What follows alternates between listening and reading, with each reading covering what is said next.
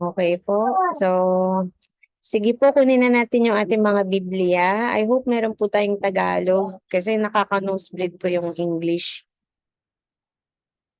Pakibukas po yung ating Ang Biblia version. Okay? Yung mga binili nating Bible. May discrimination yung mga hindi naka-ang Biblia. Yung mga Pinoy version, hindi natin tinatanggap yun dito. Ang Biblia version ang tinatanggap. Ha? Yung datapwat. Mm. Yung mga wala pang ang Biblia version, meron pa po sa church. Ubusin na po natin. Pag po bumili kayo ng Bible ang Biblia version, nakatulong na po kayo sa estudyante na walang pambili ng SOD nila. Okay? Okay po.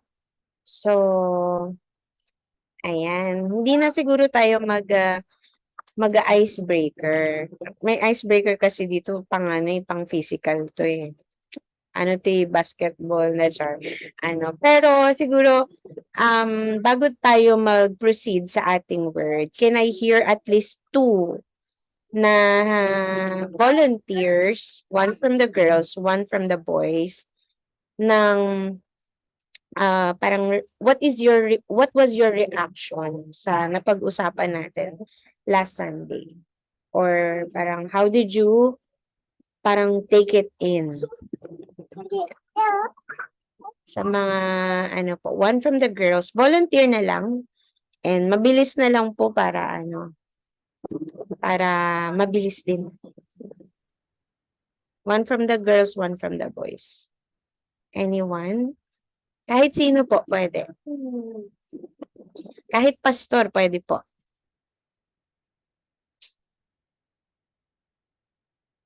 Kahit asawa ng pastor pwede po. Siguro ako na lang po. Sige, sige. Ayan. Asawa ng- So, sa akin, na-amaze ako dun sa talagang natutunan, lalo na when it comes sa limitations. Kasi di ba tayo, totoo yun, may tendency na tumingin tayo sa mga limitations natin na nagkakos pala siya para hindi talaga maging united ang church. Tapos, yun, babalik ka talaga sa pagtingin kay Christ at yung fullness ni Christ sa'yo. So, yun po. Okay, salamat po sa asawa ng pastor. Sa mga lalaki naman, mga pastor o mag-aasawa ng pastora.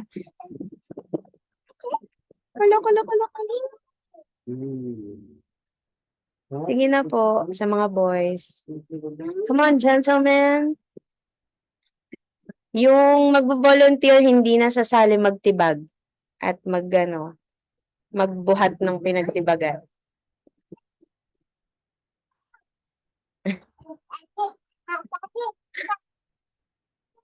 Boys, wala pala kayo sa mga girls eh.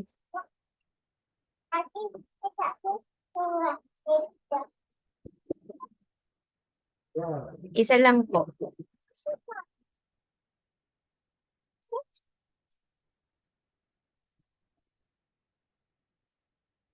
Boys. Sige po, kung ayun. Naririnig ka na eh. Yes.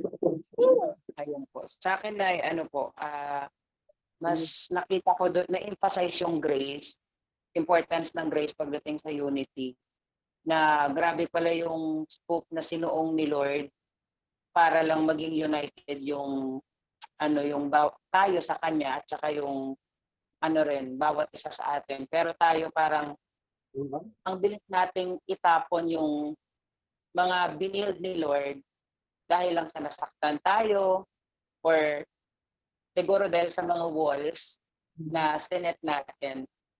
Ayun po. So na-check rin ako na syempre bilang nagme-mentor, parang most of the time naka-hold on ako doon sa pain na nasaktan ako or parang may nagawang mali yung ibang tao sa akin. Kaya parang may license na rin ako na okay, kung ganun pala, edi mag-draw na ako ng line, parang ganun.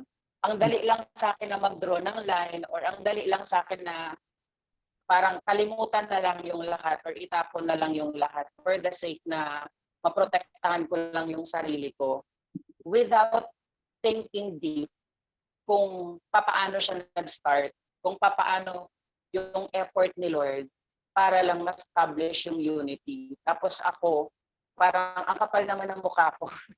Ganun po talaga yung yung topic sa akin. Sampal siya sa akin na parang ang kapal ng mukha mo, ang bilis-bilis mong itapon or bitawan yung ginawa ko dahil lang sa may sarili kang preferences or dahil hindi lang na-satisfy yung sarili mo or yung gusto mo. Tapos parang mas tumapang po ako dahil doon sa topic na sabi ko talaga na simula sa araw na to, parang talagang may ganun ako, parang may ganung spirit na simula sa araw na to kahit sampal-sampalin na ako, parang ganun. Kahit na nasasaktan ako, sige, go pa rin ako. Parang bahala na si Lord sa inyo, pero ako susunod pa rin ako kay Lord. Doon pa rin ako sa team niya, na team unity pa rin.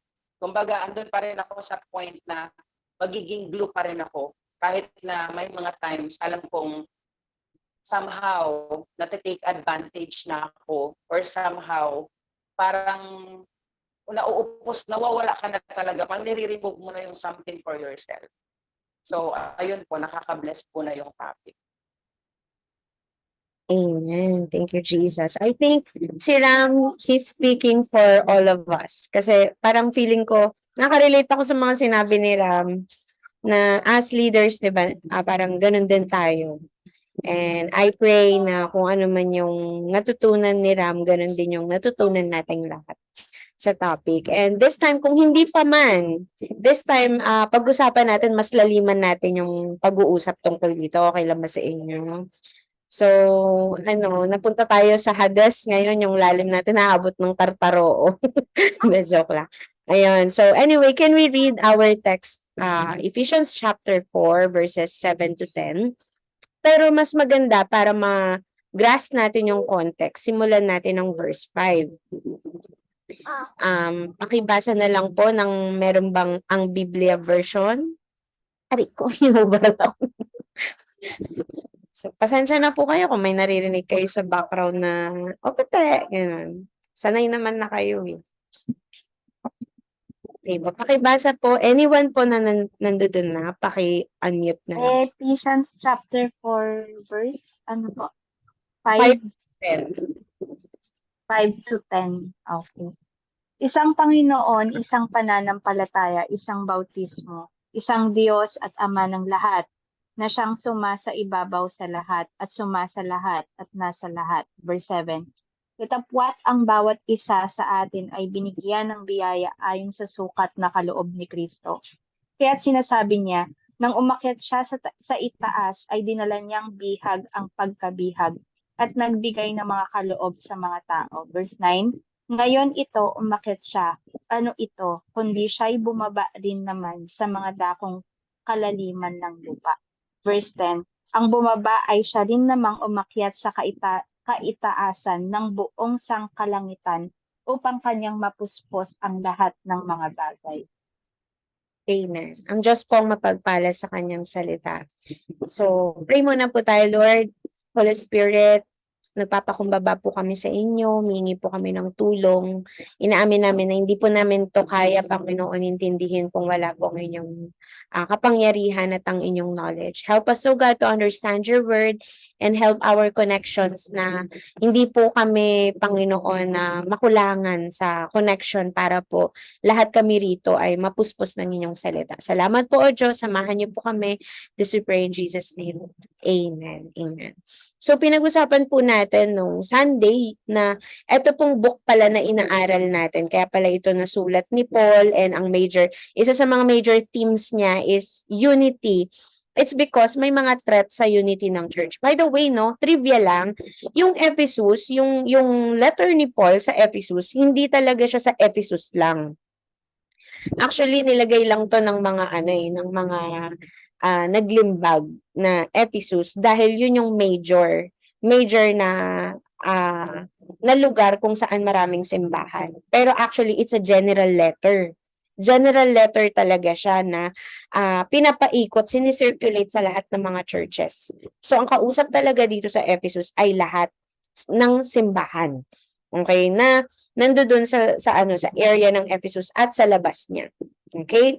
But yung Ephesus, siya ang sumasalamin sa kung ano yung mga pinagdadaanan or ano yung mga possible na threats sa unity ng church. Kasi nga, mas maraming mga Kristiyano yung mga nandoon that time. Okay? So, ano-ano itong mga major factors na to, yung pinag-usapan nga natin nung Sunday. Una, yung multi-ethnicity, dahil nga ang Ephesus ay center ng commerce and trading, para siyang SBMA na malaking port. So yung mga taong nakatira doon, literally iba-iba talaga ng mga foreigners talaga yung iba sa kanila. So iba-iba talaga ng nationality, iba-iba ng language, kaya hindi maiwasan na hindi sila nagkakaunawaan talaga when it comes to culture. Pangalawang factor naman is the animosity na nabuo between the Jews and the Gentiles. Bago pa man magkaroon ng issue sa church, no? Bago pa man yung circumcision, anti-circumcision na issue na yon na niresolve ng mga disciples at ni Paul, bago pa mangyari yon, meron ng animosity na nagaganap between Jews and Gentiles. Kasi back sa panahon pa lang ni Judas Maccabeus, kung matatandaan ninyo, yung pagitan ng Old Testament at ng New Testament. Alam niyo 'yun, 'di ba? Yung history na 'yun. Yung pagitan na 'yun, merong naranasan ng mga Hudyo na matinding Holocaust, yung matinding parang massacre na nagtanim sila ng galit. Kaya meron silang malaking divide mula sa mga Hentil. So, kumbaga sa modern version, ang mga Hudyo para silang mga Black Americans na nakaranas sila ng matinding pagmamalupit mula sa mga whites.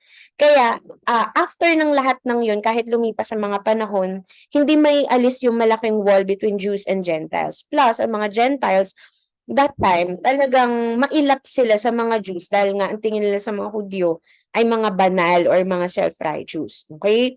So, nauunawaan ba natin itong mga division na ito? Ito yung mga bagay na dahilan kung bakit napakahirap that time na gawing iisa ang simbahan. Kasi itong mga ito nakakilala sa Panginoon. Some of them became Christians. So, yung pagkabaptize nila into one faith, one Lord, one God, at lahat pa ng 7 elements na pinag-usapan natin, yun ang naging dahilan. Kaya ngayon, they have one identity in Christ, kahit pa iba-iba yung mga pinanggalingan nila. So, sa ayaw at sa gusto nila, naging iisa na ang citizenship nila at ang lahi nila because they were born again. So the moment na na-born again ang isang tao, inabandon niya na yung nationality niya, yung upbringing niya, yung mga principles na bit-bit niya, at kung ano pa man yung mga pinagmamalaki niyang mga knowledge na pangmundo. Inabandon niya na yun dahil may bago na siyang pagkatao. Siya ay na-born again in the Spirit through the grace of the Lord Jesus Christ. Kaya ngayon, lahat ng mga Kristiyano, mapa-Jew, mapa-Gentile, or ano pa man ang nationality nila, meron na lang iisang pagkakakilanlan. And that is Christians. Tayo ay tinatawag na Christians or mga anak ng Diyos. Meron pa sa isang passage din sa Bible, tayo daw ay nasa race ng second Adam. Okay, so now we have one identity in Christ. But let me just explain na ang one identity na ito, hindi ginawa ni Christ out of easy ways. Gaya nga nung sinabi ni Ram kanina, no? Hindi ito ginawa ni Lord sa madaling kaparaanan. Hindi niya tayo sinuhulan, hindi niya lang tayo binigyan ng pera, hindi niya tayo, alam mo yun, hindi niya tayo inuto-uto para lang maging united. Hindi, wala lang ang effort ni Lord para lang i-build ang church. In fact, grace ni Lord ang ginamit dito. At sa grace ni Lord, siya'y nagkatawang tao, bagamat siya'y Diyos. Yun palang great effort na, amen? Yung Diyos, tas nagkatawang tao. And then, by His life, sufferings, death, blood, and by His burial and resurrection, tinanim niya po ang simbahan. At yun ay ang naging pamilya niya. And now we became one family in Christ. Okay, kayo po ba tanggap nyo na lahat ng mga nasa screen na to, kapamilya nyo na po? O hanggang ngayon, meron pa rin kayong iniikesan sa mga yan? Okay, so whether you like it or not, ito pong lahat ng mga nasa screen na ito, and even yung mga kasama natin sa church, hindi lang po yung mga ka-network ninyo, and even yung mga local churches sa labas ng Life Church, kahit yung iba parang napapaganon ka sa kanila, Basta sila ay na kay Kristo, kapatid po natin sila sa ayaw at gusto natin. We are now one family in Christ. At yun po ay iniportan ng Panginoon sa tindi ng grasya niya para maranasan ng bawat mananampalataya ang biyaya ng Diyos. Amen? Now, ano ang extent ng ginawa ni Christ para sa ating bagong identity as a church? So, hinati ko lang po sa dalawa. Una po ay ang biyaya sa bawat isa. Okay, biyaya sa bawat isa. Ito po yung makikita natin sa Ephesians chapter 7 or chapter 4 verse 7. At gamitin ko po uli yung Amplified Bible version. Ang sabi, yet grace, God's undeserved favor was given to each one of us, not indiscriminately but in different ways, in proportion to the measure of Christ's rich and abundant gift. So sabi po ng Amplified Bible, not indiscriminately, but in different ways. Pag sinabi pong indiscriminately, ang ibig sabihin po nito ay in random manner, unsystematically, or in a way that does not show care or judgment. Sa Tagalog, bara-bara lang. Bara-bara lang binigay. Bigay yung mga gift, ganun, bahala na. Hindi daw ganun ang ginawa ni Lord. Nung binigay niya daw ang grace na ito sa bawat isa sa atin individually, hindi siya random lang. O sige, parang dice na, o sige, kanino mapupunta ang matangos na ilong? Ching! Ayun, hindi ganon. Okay, baka kasi, alam mo yun, iniisip natin yung grace ni Lord, pinaranas niya sa atin bara-bara lang. Hindi po ganon. Hindi po indiscriminately. Okay? At dinistribute, His grace ay binigay sa bawat isa sa atin ng may careful thought si Lord. Or may pag-aalaga siya at may pagsasaalang-alang siya sa bawat pangangailangan, bawat personality, bawat kakayahan, bawat capacity, at even sa pagdadaanan natin. Tinignan ng Panginoon yun, lahat ng mga pagdadaanan natin. At doon niya binigay or dinistribute ang kanyang grace sa bawat isa sa atin. Amen po ba? Blessed po ba kayo sa ganung thought na ganun ka-thoughtful si Lord sa atin? He knows every part of our lives, our inmost being.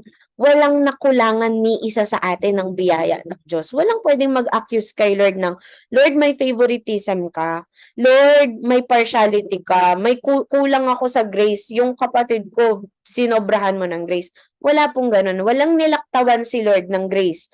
Wala siyang partiality. Amen? Ang tao po kasi, minsan kasi, na-associate natin yung mga kilos ni Lord sa tao eh. Base sa na-experience natin sa tao. Ang tao kasi may tendency maging partial. Bibigyan niya generously ng favor yung isang tao. Makakaligtaan niya yung iba. Tama ba? Tayo nga eh, as a leader, minsan ganun tayo eh. Meron tayong matinding attention at affection sa isang tao. Okay, tapos babara-bara lang. Sige, bala na kayo dyan. O sige, kung magtutuloy kayo, magtutuloy kayo. Kung hindi, bala na kayo dyan. Parang ready kang ilagay na off track or inactive sila. Pero yung isang tao na yun, talagang pag nawala siya, talagang nanggagalaiti ka, yung hindi mo talaga matanggap kasi yung attention mo nandoon sa taong yun. Tama ba? Umamin na kayo, may mga ganyan tayong episode. Ako, amin ako na dumating din ako sa ganyang episode na tayo bilang tao, dahil limited tayo sometimes, yung attention natin na ipupukol lang natin sa isa. Tama ba? Tapos yung iba naman, mapapansin mo lang pag nawala, ay, nagka-jowa, ay, nawala. Yung pag mo lang napapansin, ano ka pala? Tama ba? Tapos kung hindi pa siya magkakasala, hindi mo pa siya mapapansin at hindi mo pa siya, yung mapapansin mo lang siya pagpapagalitan mo siya. Kasi, kumbaga, yun yung limitations ng pagkatao natin. Kung tao lang ang nagbigay ng biyaya sa atin, individually sa church, we cannot be united. Kasi tayo rin, may kanya-kanya tayong loyalty. Right? Kasi partiality and our limitations will create division. Pero buti na lang, si Jesus ang nagbigay sa atin ng grace individually. Amen.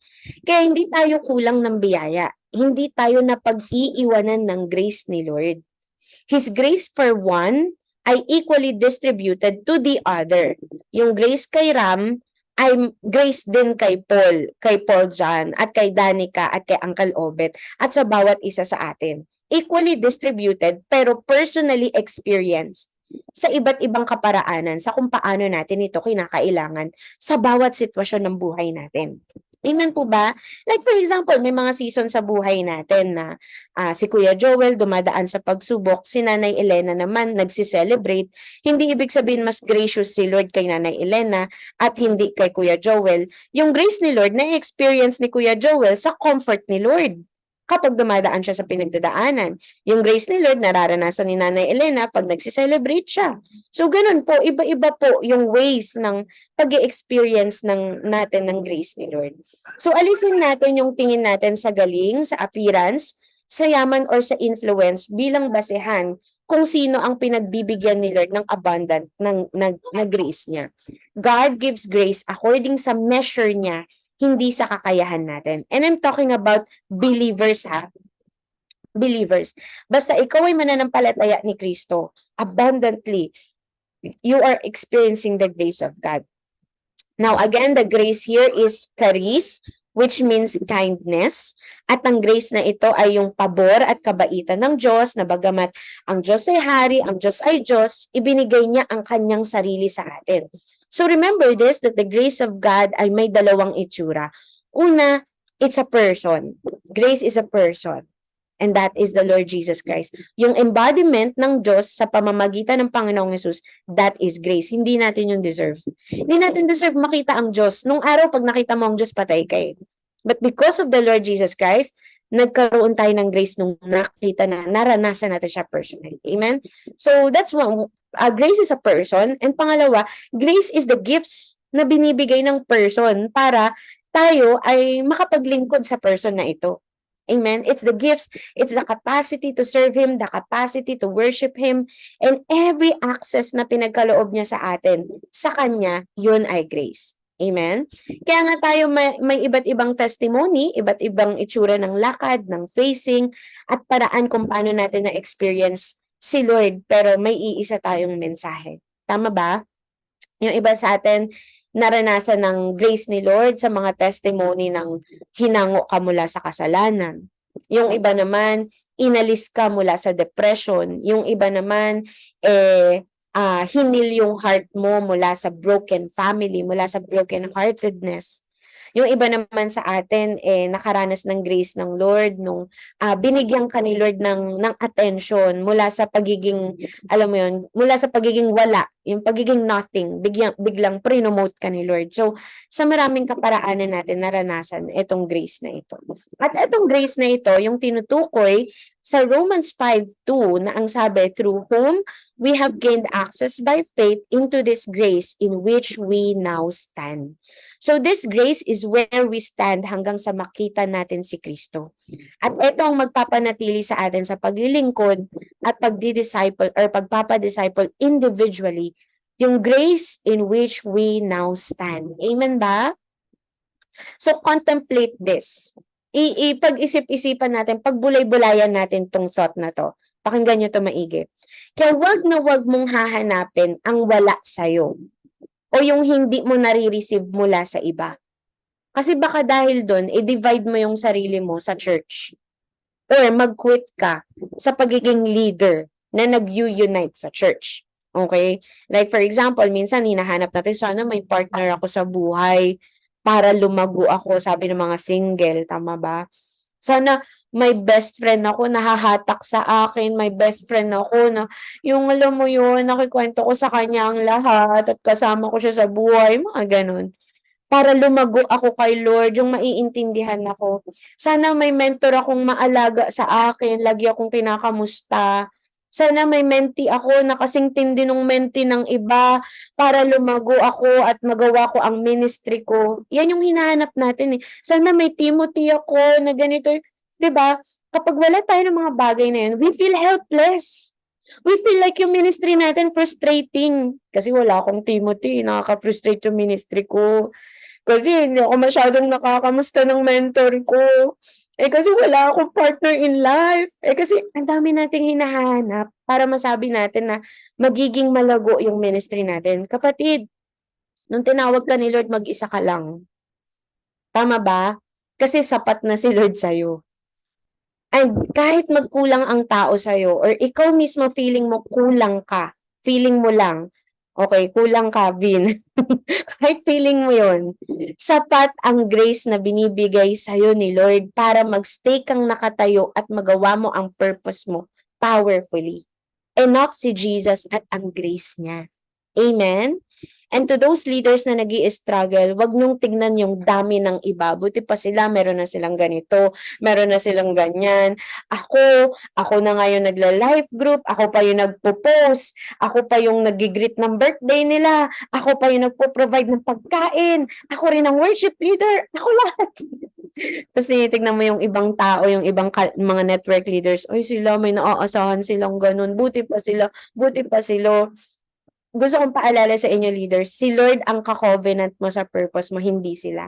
And when God said that His grace is enough for you, hindi niya sinabing kailangan meron ka ng mga bagay na meron yung iba para lang maging enough ka. So, stand in that grace na personal mong nararanasan. Amen po ba? Okay. So that's number 1. Okay? So, yan, ano ang extent na ginawa ni Christ para sa ating bagong identity as a church? Una, yung biyaya sa bawat isa.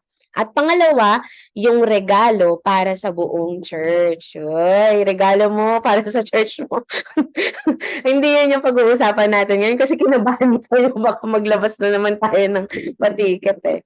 Okay, so eto yung sinabi sa verse 8. Sabi niya, that is why the scriptures say, when He ascended to the heights, He led a crowd of captives and gave gifts to His people. Take note, sabi niya, His people. Ang tinutukoy dito, yung mga kanya. Okay, nagbigay ang Diyos ng regalo sa mga tao niya. Ito ang kanyang church.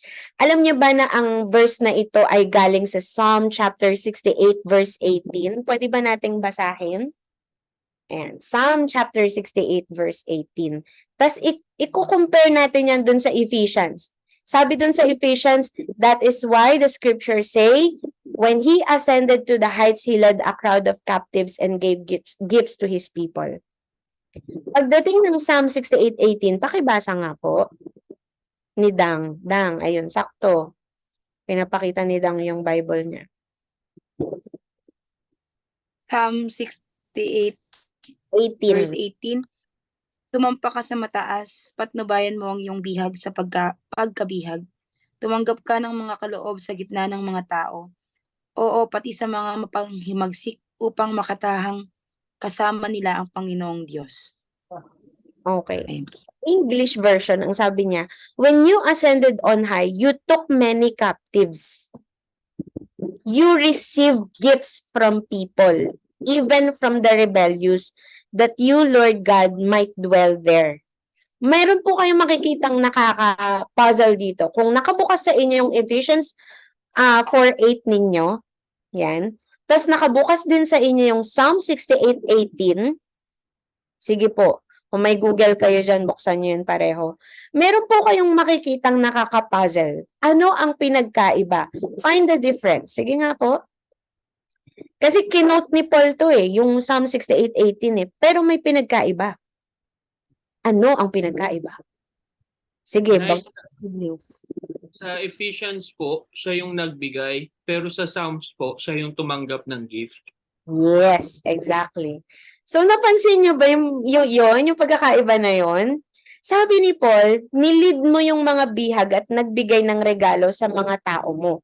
Pero yung psalmist, kinuha mo ang maraming bihag at tumanggap ka ng regalo sa mga tao mo, even mula sa mga rebelde. Kaya ba natin itong i-reconcile? When you come across verses like this, you might think na contradicting ang Bible. Tama ba? Bakit ganun? Ba't magkaiba yung Bible? So, contradicting ba ang Bible? Pero dahil matibay ang hold natin sa inerrancy ng Bible, we will make a sense of this complication. Okay? Lagyan natin ng sense ito.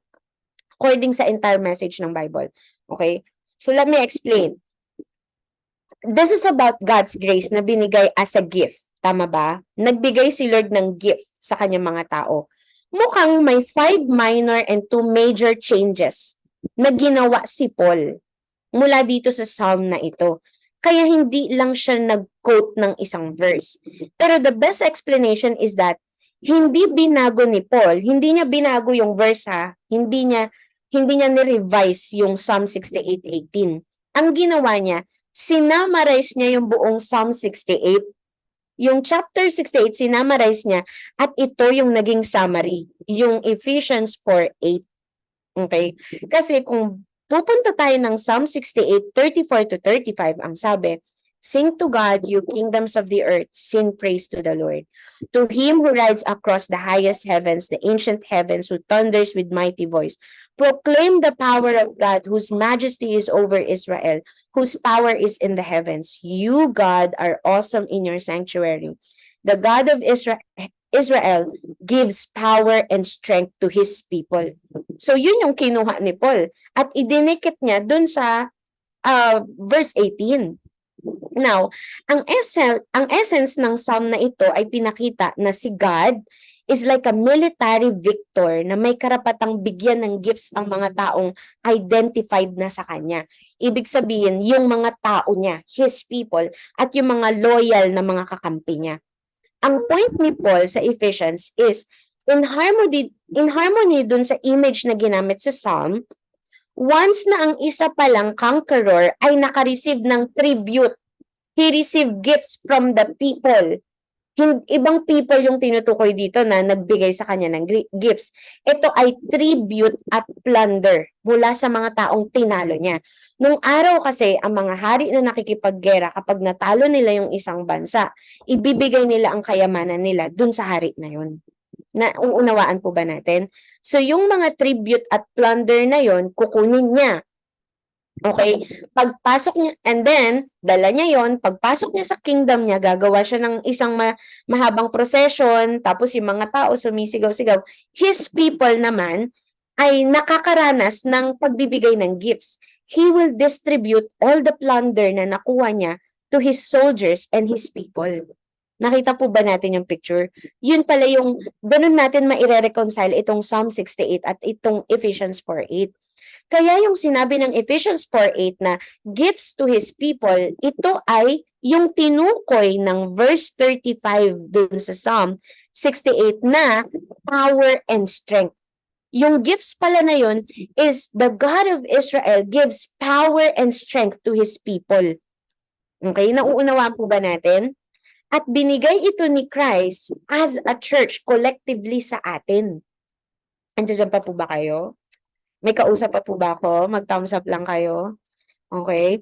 So, ang tanong, ano ba ang sinamsam ni Lord mula sa mga kaaway niya? Lalo na sa kingdom ni Satan. Kasi kingdom ni Satan yung tinalo niya na binigay niya sa church. Ano ba tong kayamanan na ito? Alam niyo ba kung ano ito? Dahil kay Lord naman yun in the first place, kumbaga ni-retrieve lang ni Lord, inagaw kasi ni Satanas, ni-retrieve ni Lord at ibinigay niya sa kanyang church. Ano ba ito? Na ang sagot, let's read from Revelations 1:18. Ayan. So, may magbabasa ng Revelations 1:18. Someone please open sa Revelations 9:1. And then lastly, may isang magbubukas din ng Matthew 16:7-19. Again, Revelation 1:18. Tapos yung isa, Revelation 9:1. And then yung last, Matthew 16:17-19.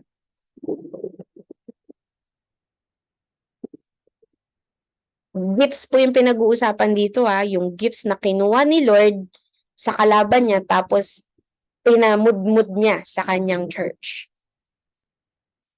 Pakibasa po Revelation 1:18. Ron, ikaw na Ron.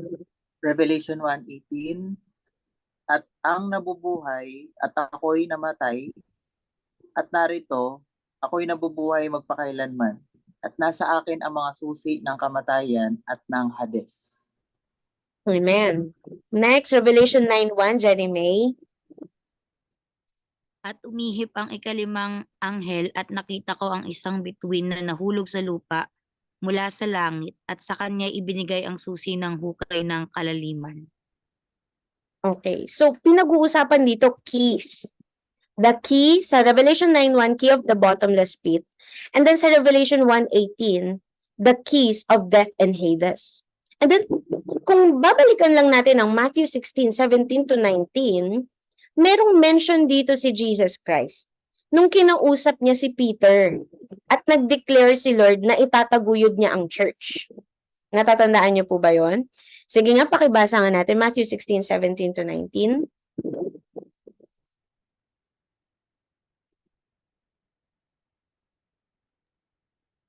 Matthew 16:17 to 19. Sinabi sa kanya ni Jesus, "Very good ang sagot mo, Simon na anak ni Jonah. Hindi tao ang nagpahayag sa iyo nito, kundi mismong Ama ko na nasa langit. Sinabi ko sa iyo, ikaw si Peter, at itatayo ko sa ibabaw ng batong ito ang aking church, at hindi magtatagumpay laban sa kanya ang kapangyarihan ng kamatayan. Ibibigay ko sa iyo ang susi sa kaharian ng langit, at ipagbabawal sa langit ang anumang ipagbawal mo dito sa lupa. Papayagan sa langit anumang payagan mo dito sa lupa." Amen. The answer is the keys of the kingdom of heaven. Kaya pala sinabi ni Lord sa church, kay Peter, sabi niya, I will build my church and the gates of Hades will not overcome it. Remember, na pumunta si Lord doon. Okay? And the gates of Hades will not overcome it. Bakit? Kasi na kay Lord na ang susi. And sabi niya kay Peter, I will give you the keys. Actually, Peter is a representation of the church. I will give you the keys of the kingdom of heaven. He will give the keys to the church. At ano yung kapangyarihan ng keys na yon? Whatever you bind on earth will be bound in heaven, and whatever you loose on earth will be loosed in heaven. So, the gifts pala is the key of death and the keys of the kingdom. It's about authority over death and hell, para mag-declare ng power at dominion ng heaven here on earth. It is about authority. It's about power and strength above Satan's kingdom. Yung may kapangyarihan na ang church na i-bind ang kapangyarihan ni Satanas at ang kingdom niya ay tanggalan, i-disarm ang kingdom ni Satan. Are you realizing how heavy that is? Kaya ng church na i-disarm ang kingdom ni Satan. Kaya rin ng church na magkaroon ng power over Satan's kingdom. Through what? Through the name of Jesus. Through the blood of Jesus. Through the gospel of Jesus. Through the Holy Spirit. Nung umakyat si Jesus Christ, nilusan niya yun. Nilusan niya yun. Kaya sabi niya, it is for your benefit na aakyat ako. Kasi pag akyat ko, ibubuhos ko sa inyo yung regalo. At nilusan niya yung nakalak para sa atin. At bumuhos ang Santong Espiritu kasama lahat ng kapangyarihan na magpapalaya sa maraming tao. Ngayon tayo as a church, we have been gifted with the power to bind the kingdom of the devil in the name of Jesus. And the blood of Christ, para maranasan ng tao ang kapatawaran at masarahan ang impyerno para sa kanila at mabuksan ng langit para sa kanilang salvation through the gospel. And we can now open wide the kingdom of God here on earth sa pamamagitan ng simbahan. And through the church, the kingdom of God ay sumisilip sa buhay ng mga tao na nasa kingdom ni Satan. Do you now get it? Nagigets niyo ba itong gift na ito?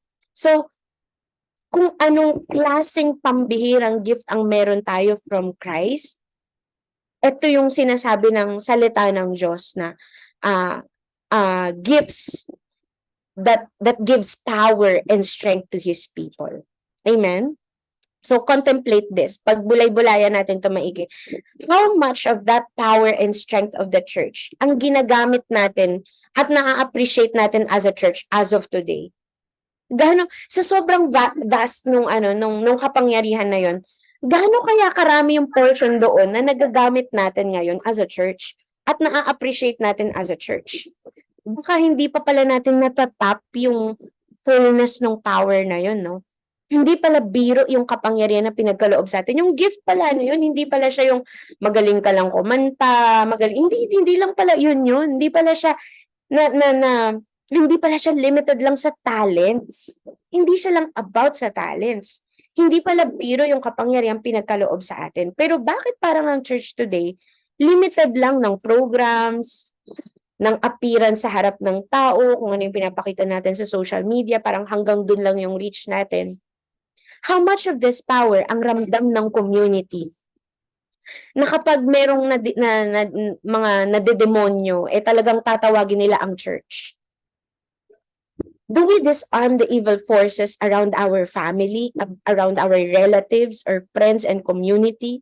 Or kapag may nababalitaan tayo as a church ng mga nangyayari sa paligid, tayo pa yung unang, we feel like victims as a church. Instead na alay ng victor ang king natin. Amen? Naku-contemplate po ba natin yun ngayon?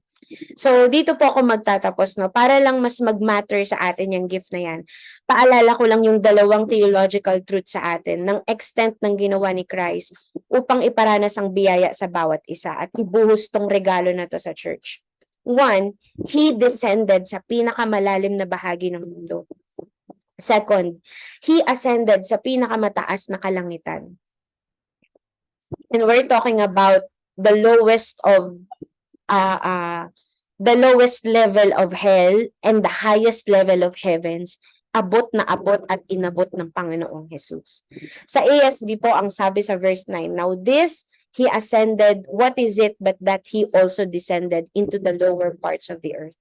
He that descended is the same also that ascended far above all the heavens, that He might fill all things. Again, to make it clear, according sa reliable theologians, no, descending into lower parts of the earth could not mean the grave or burial.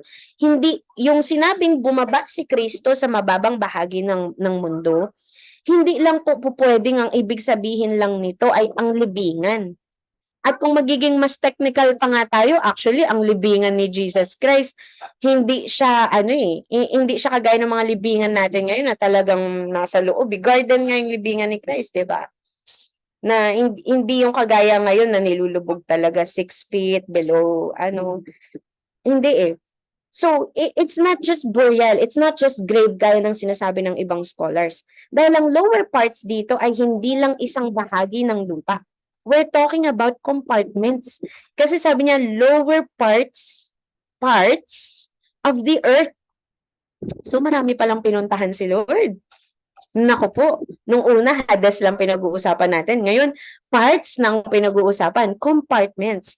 At makikita natin itong features na ito dun sa Luke 16:19-31. Hindi na natin babasahin dahil alam nyo naman na itong parable na ito kung saan may conversation between someone na namatay at napunta sa isang mainit na bahagi ng afterlife or ng Hades at may isa namang napunta sa piling ng isang patriarch, yung Abraham's bosom na tinatawag.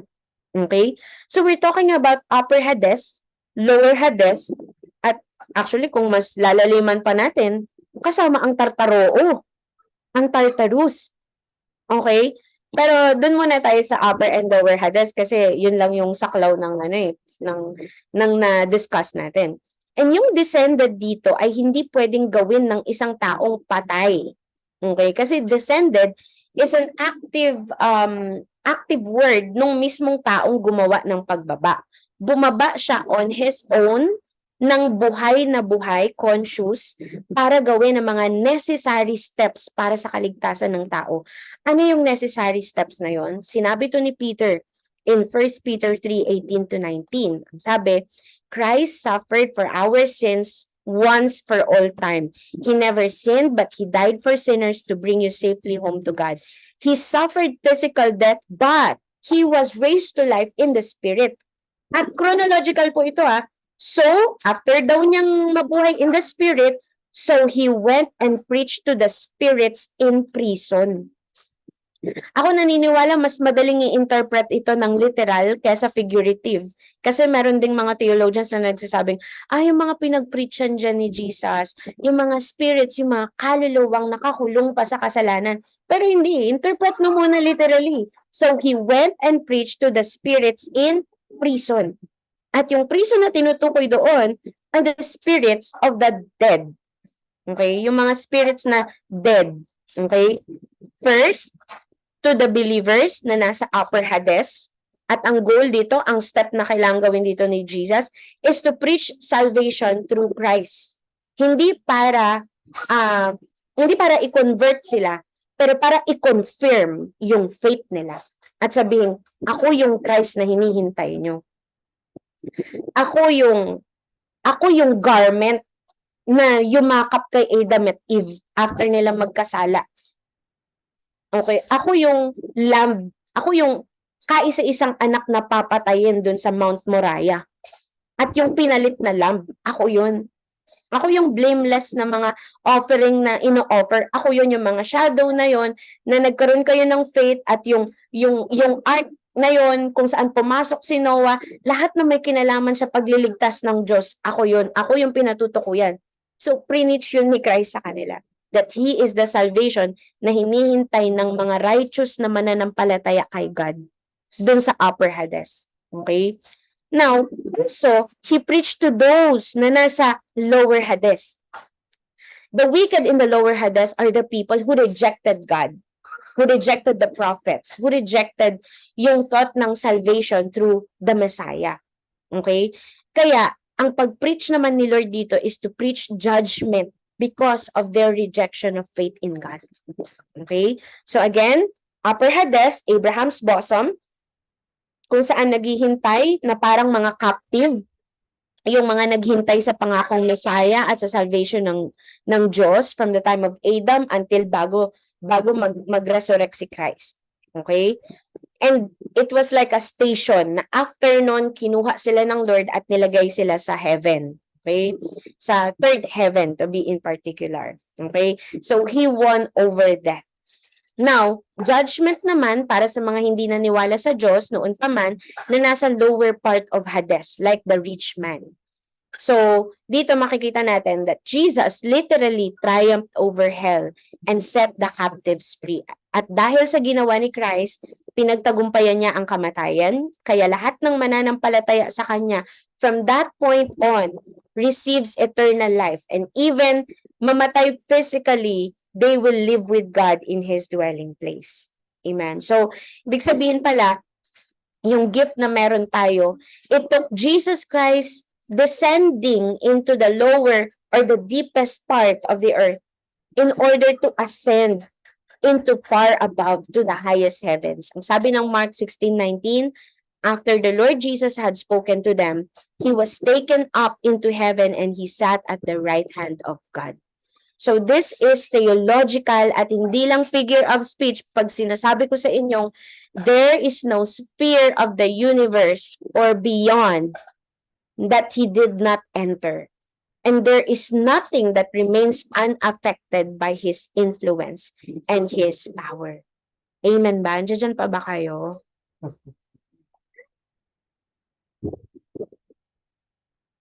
Andiyan pa ba kayo? Nagpe-Facebook kayo? Okay, so walang sulok sa buong creation. May sinend lang ako sa inyo kasi baka ano. Okay, so walang sulok sa buong creation, temporal man o eternal, ang hindi abot ni Christ at ng kanyang kapangyarihan. So He is the Lord of Lords and the King of Kings. Kaya nung tinawag siyang Lord of Lords or King of Kings, that is because lahat ng mga boundaries ay napagtagumpayan niya mula sa mga impyerno at sa mga langit, mula sa buong mundo, okay, spiritual at temporal at eternal, napagtagumpayan niya at napuntahan niya. Kaya pag-usapang the measure of Christ's gift, it is never about limitation. Kung bakit may measure, it is about fullness.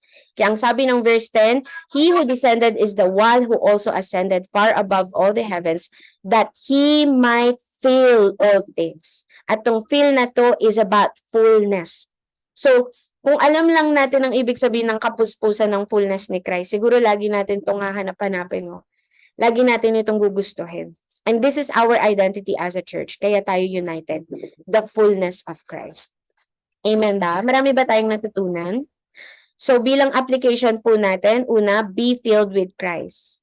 Long for His fullness para hindi ka laging nakatingin sa limitations mo, sa weakness mo, or sa pagkukulang ng ibang tao sa'yo. It's hard to be united kapag each of us, hindi fullness ng grace ni Lord ang nag-ooperate sa atin, kundi yung limitasyon natin, yung mga panukat natin. Pag lagi mo nakikita yung weakness mo, may limit yung kaya mong ibigay sa tao at yung participation mo sa simbahan ni Christ. Kung ano lang yung sinabi sa'yo, for example ni Bishop, yun lang yung gagawin mo. Pag yung, alam mo yung mga dipukpok na Kristiyano, kung di mo pa sasabihin, o ikaw gumawa nito, ikaw gumawa niyan, yung hindi mag-i-initiate. Kasi limitado lang tayo or parang nag-ooperate lang tayo according to our limitations. Or sa weakness natin, tama ba? Pag naman, ang limitation mo ay yung nakikita mo sa ibang tao, ang bilis nating matisod. Ang bilis nating gumibap sa kanila. Kaya may mga leaders, limited yung pag-ibig sa iba at nagkikwit na lang, right? But with Christ, filling each of us with His grace, kung tayo po ay puspos at puno ng Panginoong Jesus, yung mga limits natin napupunan at hindi tayo mauubusan. Kaya lagi po tayong papuno kay Christ by our quiet time, our worship, contemplation of Him, service, and Word of God. Pangalawang application po, operate in the fullness of Christ as a church. His power and authority is the grace and the gift na binigay po sa atin. At ito ay dapat pinaparanas po natin sa bawat isa sa loob ng church at sa mga taong wala pa sa Panginoon. Nang sa gayon, marami pa po ang makakilala kay Lord at ma-disciple natin. Mga kapatid, ang church po ay hindi dapat timid na church na mabilis matakot. Yung tipong pag kumikilos na yung sangkademonyahan, tayo yung natataranta, tayo yung nagpapanik, nagtatago na tayo. Kapag may divisive sa church, may nagre-rebelde, tayo yung nanlulumo. Pag may challenges financially ang church, or sa weather, kagaya ngayon, or sa society, ang church ang bilis umanap ng tataguan. Think about how can we use God's gift or power, okay, and strength sa panahon na na-challenge tayo as a church. Sana dito natin nilalabas yung mga kapangyarihan na nilagay ni Lord sa atin as a church. That's why the church should not neglect yung power ng Diyos in all our operations.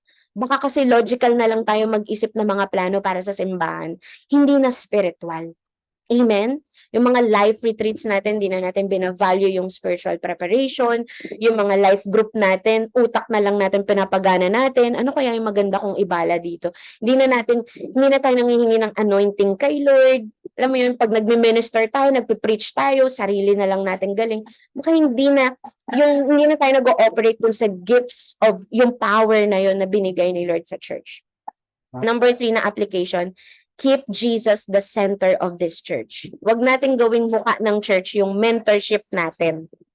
Or yung tayo as leader, tayo yung bida at sikat. Yung mukha natin, yun yung tinitignan ng mga mentees natin or ng ibang tao when it comes to this church.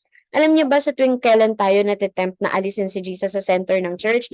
Kahit sabihin natin, hindi ko naman ginagawa yun. Pero minsan nagagawa natin yun kapag yung ego natin ang nagpapatakbo ng leadership natin. Kapag ipinoform natin sila according to our image at hindi sa image ni Christ. Yung bang kada network may kanya-kanyang image na, ay ito, anak to ni ganyan, kamukhang-kamukha siya ng mentor niya. Ay talaga, ay si kamukhang-kamukha talaga ni si Dayan, kamukhang-kamukha talaga ni Mel. Ay talagang si Ben, kamukhang-kamukha ni Ronald. Si Jack, talagang kamukhang-kamukha ni MC. Mga ganon. Si Wally, kamukhang-kamukha ni Kuya Loy. Pati yung pananalita, kamukhang-kamukha ni Kuya Loy. Pati yung pinagpapawisan, kamukhang-kamukha ni Kuya Loy. Okay, sample lang naman. Okay. So, si Karen, kamukhang-kamukha ni Pastora Jeng. Kaya lang pumapayat na si Karen, kaya hindi na masyado. Okay. Yung parang nagiging kamukha nila, tayo. Kamukhang-kamukha nila tayo. Hindi si Jesus. Kaya pag nawala yung leader, o di kaya naman may topak yung leader, wala din yung mga mentee eh. Tama ba? So, let's not form our mentees into our image. Sometimes yung galit natin at yung frustration natin sa mga anak natin, galing sa hindi tayo ang nasusunod. Okay? Doon nang gagaling, hindi doon sa hindi nila sinusunod si Lord. Okay? When we treat like for example, kung ganun tayo sa mga mentees natin, no? Parang ang mangyayari, takot sila sa atin. Hindi sila takot kay Lord. Idol nila tayo, hindi si Lord. Okay. And what else? When we treat other leaders as competitors, tayo lang ang laging tama. Kapag tayo lang yung laging kumbaga parang tayo lang yung laging bida. So, paalala ko lang sa bawat isa, hindi ikaw ang pumunta sa Hades para sa salvation ng mga yan. Okay? Baka nga bahay nila, hindi mo pa mapuntahan. Ilang years na kayo mag-mentor-mentee, hindi mo pa napupuntahan yung bahay nila. Hades pa kaya para lang iligtas sila. Hindi ikaw ang pumunta doon. Si Jesus ang Panginoon at Savior ng church, hindi po tayo. We're just stewards. So let Jesus be the only center and overall so that fully maranasan ng lahat si Lord. Sana po mula ngayon, practically speaking, mula sa paggawa ng mga topics, ng mga series, ng mga hakbang at projects ng simbahan, mga events, we inquire of the Lord, make it a goal to glorify Jesus, hindi lang para isulong ang church at magmukha tayong fruitful, pero para mag-glorify si Lord. Also, leaders, worship Jesus para laging siya ang center ng church. Let this church, sana nga hindi na ito tinuturo sa church pero kailangan yung worship Jesus. Leaders literally lead the people to worship. Hindi yung tayo yung wala kapag worship. Let all our posts, words, behavior be about Jesus. As we worship Him, alam mo yun, sa mga life group, worship is about Jesus. Alam mo yun, yung sa church service, tayo yung nakikita nag-worship kay Jesus. Makita nila na hindi tayo yung lords ng church. Tayo yung nag-worship kay Lord. Makita nila kung paano natin sambahin si Lord. And so there, makita nila na, si Jesus pala dapat, doon ako titingin. Hindi sa mentor ko, kundi kay Jesus. Amen? So, meron po ba tayong mga katanungan bago tayo magtanungan? Any questions po na ready pong sagutin si Bishop sa inyo? Kasi baka mamaya may questions pala kayong kagaya ni Resani na anong sense pala na may earth pa, mga ganun. Anong sense may iba-iba pang level ng hell? Meron naman palang pinakamatinding level, meron. Joke lang. So, may mga question po ba kayo about this topic na nakikita ninyong baka itanong nila? Pero actually, ito pang leaders to Pero dun sa topic, baka may naiisip kayong maging tanong nila na pwede nating sagutin ngayon.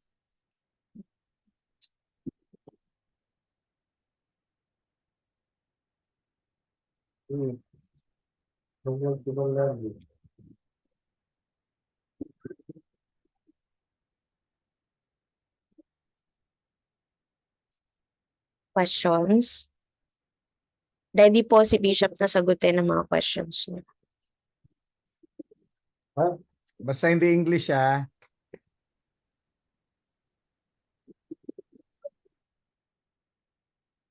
Sige nga, kung wala kayong tanong, kayo nga magpaliwanag ng mga mga mamaya magbasa lang kayo ng manuscript Okay, so malinaw po sa atin ng compartments ng Hades. Huwag niyo na muna isama yung Tartaroo, yung mga kainos lang nakakaintindi nun. Sa SOD 1, tinuro natin ng pinagkaiba ng Hades at Gehenna. Kaya alam na nila rin yun. Oo nga pala. Yung Tartarus, sinong mga nakakulong dyan? Si Alvin may Tartarus. Si Alvin. May Tartarus daw si Alvin.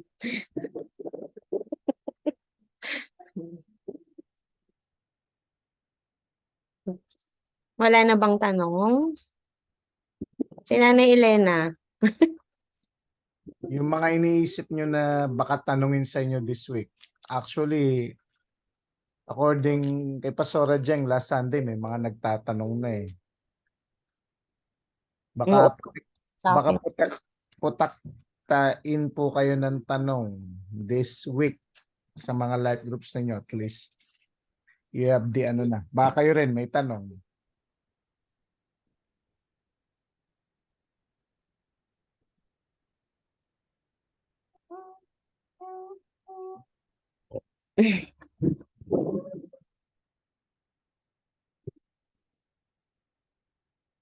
Wala na ba? Sabagay, magagaling naman kayo eh. Alam nyo na yan. Wala kayong tanong, si Reza ni maraming tanong. Puro theological tanong nito.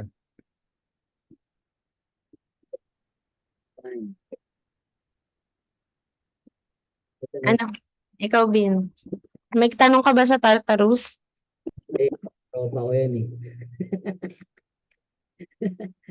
Hindi, ano daw, baka may magtanong lang eh. Pag namatay daw yung tao ngayon, yung pinaka-view natin. Ano, Bin? Namatay yung tao ngayon, siyempre wala na sila. Pag namatay yung tao, wala na sila sa Upper Hades. puso, wala na sa upper Hades. Nasaan na ngayon? Oh, yun yung sa Sinagot ni Pastora Jang yan. Last Sunday. O, may natutulog pa ba? heaven na sila. Ano yung pinaka-view natin? Nasa heaven, kasama na ni Lord. Yung third heaven, yung dwelling place of God. Yun ang pinaka-view natin, hindi natutulog. Hindi. Natutulog ba sila? Paano, saan mo nakuha yung natutulog? Ganun, di ba, na-view na hindi pa naman daw, hindi pa, Yung term na natutulog, ginamit kasi ni Jesus yan. Fallen asleep. sabihin ang view natin, direct to heaven na yung mga saved na yun. Direct to heaven na sila. Hindi, ang point kasi, di ba, destined for a man once to die and after that, the judgment. Okay. So, may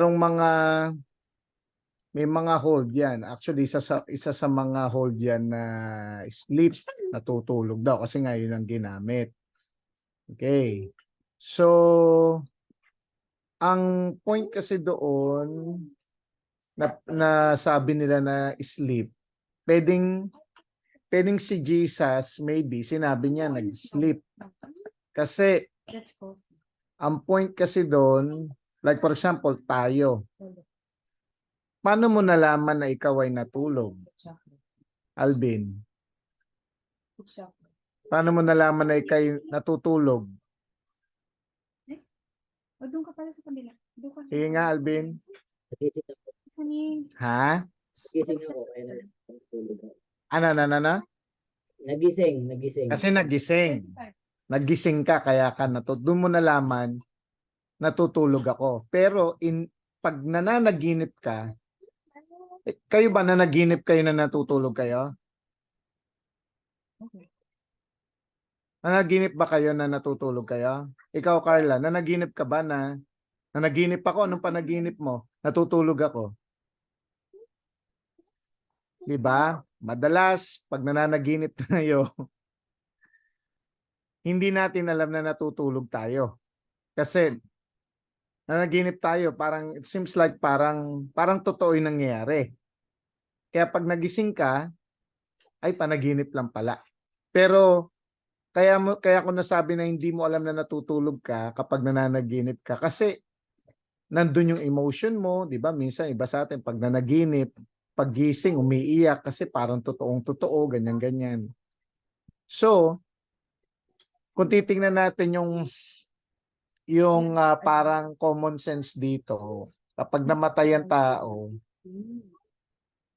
hindi niya alam na natutulog siya.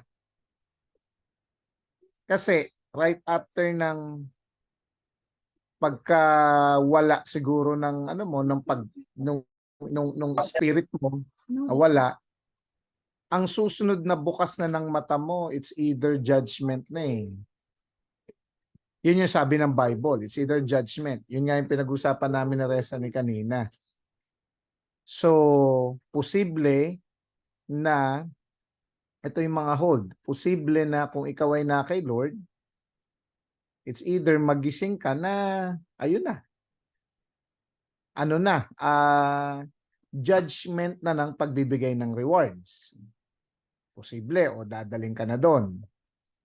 Or kung wala naman ng tao kay Lord, posibleng makita niya yung sarili niya doon na sa pagja-judge. Kasi kung titingnan natin yung verse na yun It's destined for a man to die once and after that the judgment. So yun ang isa sa hold doon na pagka mulat ng mata nila, judgment na. It's either judgment ng rewards, uy, sod to or judgment ng ano na, yung going to hell na. So, sinong magsasabi na natutulog sila? Posibleng si Lord ang nagsabi. Kasi kay Lord alam niya lahat yan eh. Tayo hindi natin alam na pag namatay tayo, pag ano natin, gising natin, yun judgment na. Hindi na natin alam kung ilang taon na nakalipas. Nagigets mo, Vin? Saka ka napunta na dun sa ano.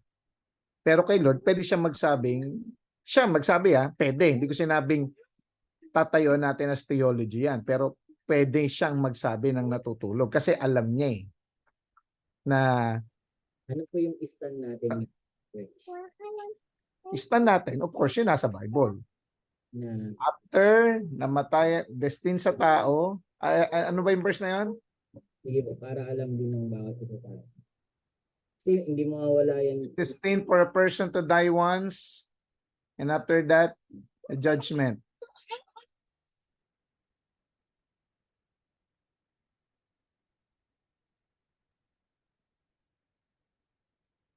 Ayun.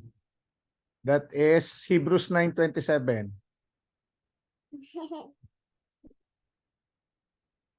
Just as a man is appointed to die once, after that, pass to the judgment. Okay? So yun ang ano doon. Ang sinasabi natin dito, of course, when we say theology, dapat i-derive natin sa verse. I-derive natin sa Word of God. Pero yung sinasabi ko, it can, parang usapang theologians na yun, posible. Pero pag sinabi natin sa member natin, eto yun. After that is the judgment. Yun. So ang kakalabanin lang naman natin dyan, yung mindset na merong purgatorio. Walang purgatorio. Yan, baka may mga ano pa tayo. Walang purgatorio. Okay? Satisfied, Bin? Sige, kung hindi ka satisfied. So, ngayon, ang theology na natin, kapag namatay ang tao, Ang position natin, gamitin mo yung word. ibig sabihin probably lang tayo, position. Hindi pa, Anong probably? hindi pa Wala akong sinabing probably. yun eh. Hebrews, ano yun? Verse yun. Hindi pwedeng probability yun. Hebrews 9:27 yan, word of God.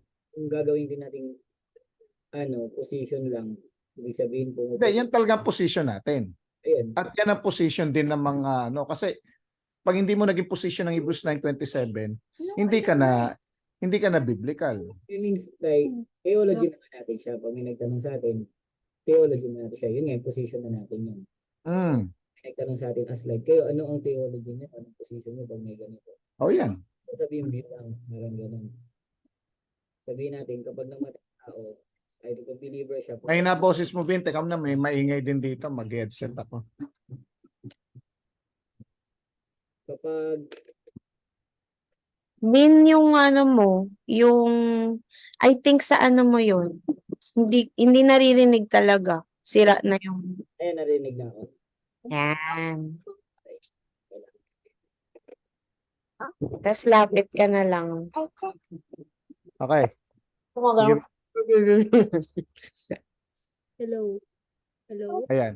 Sige, tuloy mo, Bin. Hindi ko narinig kanina. Yung position. So, ang natin ngayon, position natin, hawakan natin as like church. Kapag namatay ang isang tao, diretso langit na siya. Kapag namatay, No, walang sinabing langit. prob- After, Hebrews 9:27. Basahin mo, Bin. Sige nga. Judgment. Judgment. yun nga po, judgment. Ano yung judgment sa taong saved? At judgment sa taong hindi saved. Okay, balik kita. Pag save ba, i-judge pa. Hindi, yung mga saved nga po, yung mga saved. Paano? Okay.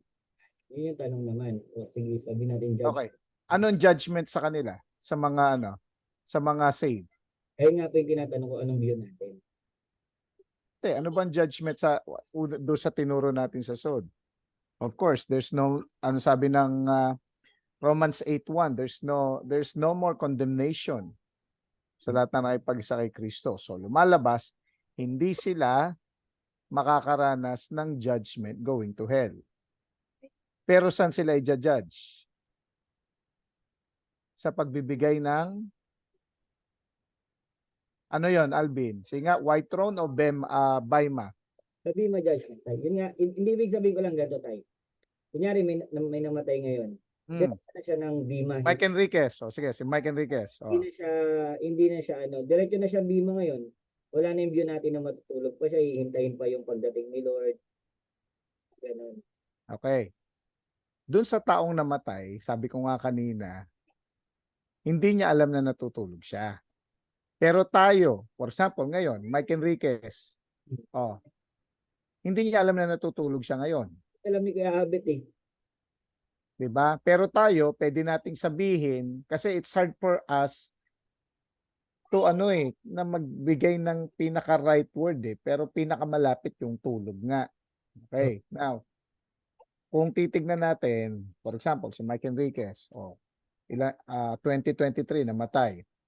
Tapos, for example, 2040 dumating si Jesus.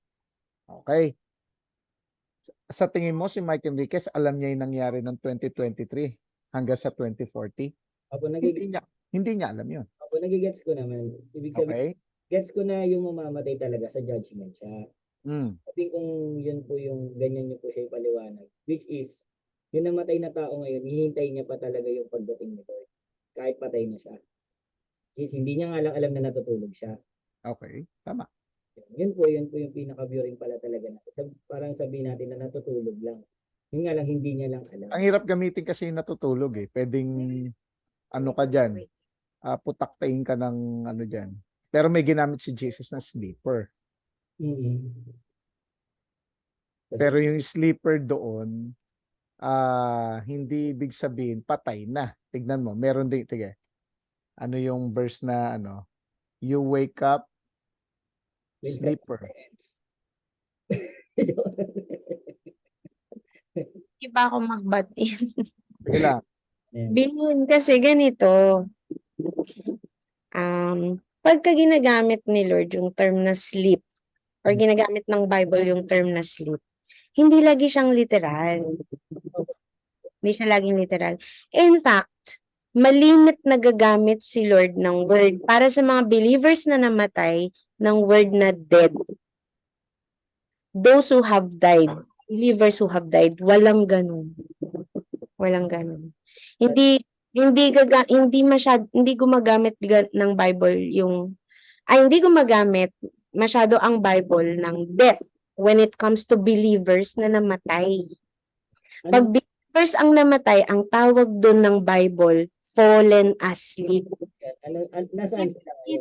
Teka lang, wait lang. Hindi dahil literal silang natulog lang. Pero dahil yung katawan nila ay considered na fallen asleep dahil buhay pa sila. Yung kaluluwa nila napunta sa piling ng Diyos. Yun. Hindi siya yung alisin mo yung mindset na hindi natin tatanggapin yung theology na natutulog yung mga kaluluwa, mga ganun. Kasi pag ganun, magiging purgatorio na, magiging Catholic tayo. Yes. Kunyari yun, hindi sila natutulog. Nasa presence sila ni Lord. Ibig sabihin, may malay sila.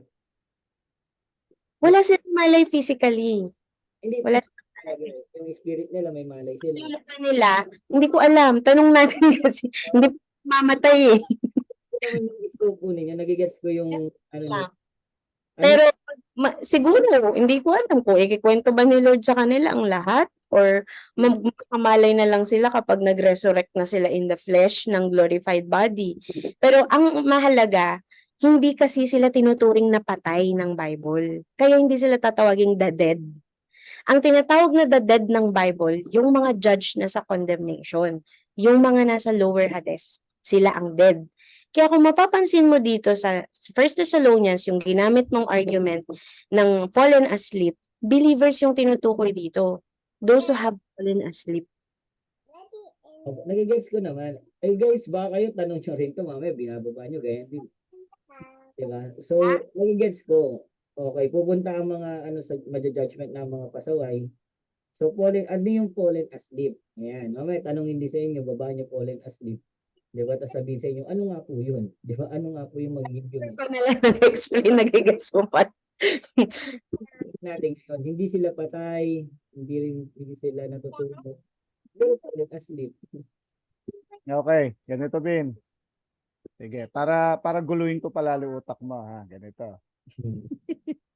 Kapag dumating ang rapture, ni-rapture na, ano sabi? Pag ni-rapture na, pag dumating si Christ, unang bubuhayin ang nangamatay. Tama ba? Gets ko naman yun. Yan, bubuhayin yung nangamatay. So, yon. Pag nakuha yung mga nangamatay, tapos yung mga buhay pa that time, yung mga buhay pa, so meeting in the air. Meeting Okay, hindi online na, meeting on the air. So pag na-meet on the air, ayun na. Tutuloy na ang kasalan doon. Okay. Nagkakasiyahan na doon sa taas. Yung mga nandito sa baba, yun na yung mga dumadaan ng tribulation. So yun. So ibig sabihin, kaya yung sinasabi ng pwedeng pagkamatay, hindi nila alam, okay, na maybe they are sleeping, katulad nga yung sinasabi, they're just sleeping kasi hindi pa sila talaga patay. Kasi after that, i-judge sila to give rewards. So, ano nangyayari doon? Yung nakikita kong word na nag-aantay, posibleng nandun sila sa taas, nandun ang mga believers, nawawala ko. Pwede yung mga believers nandoon na binigyan na ng rewards, nagkaroon na ng marriage, okay? Inaantay nila yung kung literal na 7 years tribulation yun, antayin yun. Antayin yun. Kasi nga, mula sa taas, okay, pag natapos na yung tribulation, Battle of Armageddon, ang mangyayari, yung nandoon sa taas, okay, di ba? Magkakaroon ng new heaven and new earth. Okay. Doon nga muna kayo. Naguguluhan ako. Theological to eh. Nire-review ko kasi. So, ang mangyari, pag bumaba na yon, dalawa pang position yan. Ang isang position doon, kapag pag nandito na, ang sabi, yung mga titira lang sa new heaven and new earth, mga Israel. Okay? Israel. Kasi talagang maninirahan talaga dito sa earth. Ang position naman ng fits dyan, mga Israel lang yun nandito. Pero tayo, ng mga believers na nandun sa taas, ay ang word is, ang tirahan natin, para daw tayong mga nagulat nga ako eh. Para daw tayong mga, para tayong mga San Goku na merong nakakalipad, pwede tayong pumunta dito sa baba, pwede din sa taas. But not the Israel na nandito. Yun ang turo ng Pitts na nakakabaliw lang. Pero kasi wala na kasing sinabing ganyan sa Bible. So pwede tayong mag-assume. Parang ganon. Meron namang another position, magsasama yung believers doon, tapos yung Israel dito sa baba, lahat ng mga hindi nagpatatak, okay?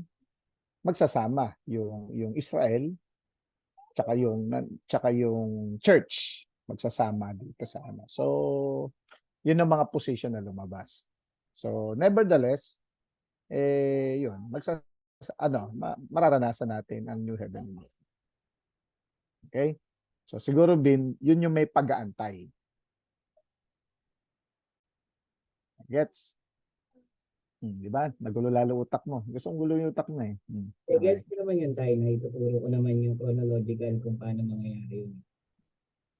Yun nga, kunyari 2040 darating si Lord. Anong tawag natin dun sa mga kagaya ng mga naunang namatay na hanggang hindi mamamatay ngayon ng mga believers. So hindi sila natutulog. Hindi wala nga lang din sila sa langit pa. Yun yung tanong ko, kung hindi pala sila natutulog. Ano ang ibabato natin? O kayo guys, baka meron din kayong sa Sa mga ngayon, anak ninyo, ano yung kayo MC, Nad, Leloy, mga kayo rin. Ano ba yung binababa ninyo? so parang sinasabi natin dito, o ngayon si Pastor Mes nasaan? Ayan, gano'n. Hindi siya Okay. Okay. So, ang term natin, hindi mo pwedeng gamitin yung term na nasa langit na. So, kapag ang tao namatay, pwedeng ang gamitin mo pong term ay kasama niya na yung presence ni Lord. Kasi ang hirap ng basagin mo, Bin, yung kasi nagtatanong ka sa timetable nating bilang tao. Kasi hindi mo pwedeng i-reconcile ang timetable natin kasi pagdating kay Lord, walang time. Nagets mo, Ben? Hindi ko sinabi walang time. I mean, hindi siya ganun sa timetable natin. Kaya parang ang hirap i-reconcile eh. Although maraming mga position diyan. Yan nga, isa yung position diyan. Okay? Meron pa tayong narinig na ang sabi kapag namatay pupunta ka agad doon sa kaharian ng Diyos, tapos aantayin. Ang problema lang, iko-contradict niya yung sinasabi na yung mga nangamatay unang bubuhayin kung buhay na doon.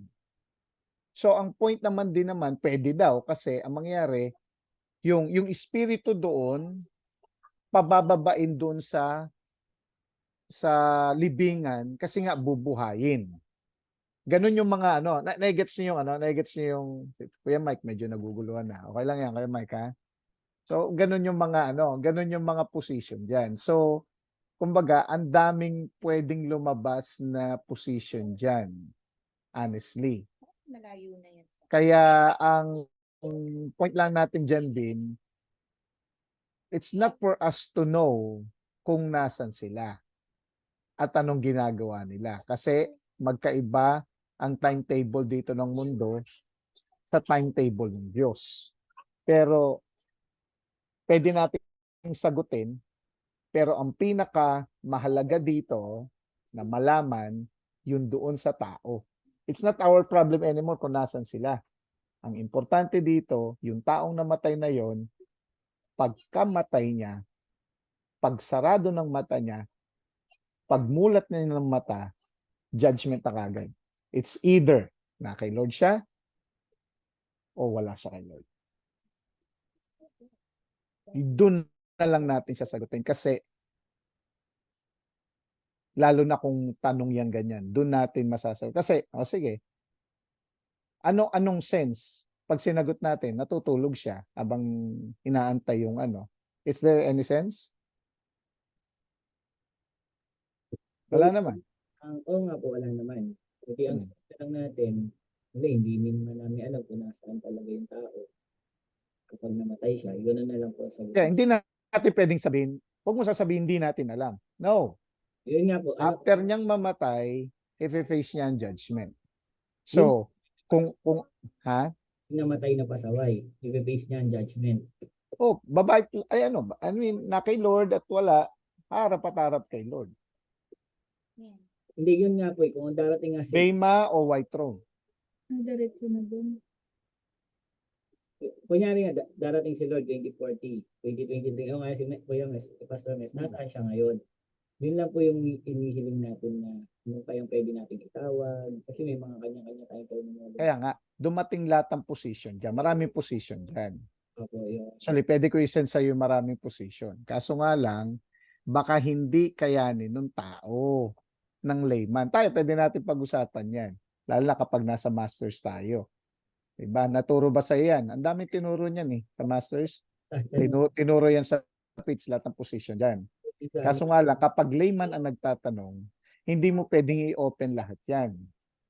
Lalo na hindi siya handa. Ito lang kasi usually, pag nagtatanong ang layman, tatanungin niya lang sa ganang kanya. Ako po general ko tinatanong para maging Oo. Sige. Balikan mo yung balikan mo yung book mo sa faiths, nandun lahat yun. Balikan mo, aralin mo ulit. Tapos, isend mo dito, bukas, ano yung mga position na yun.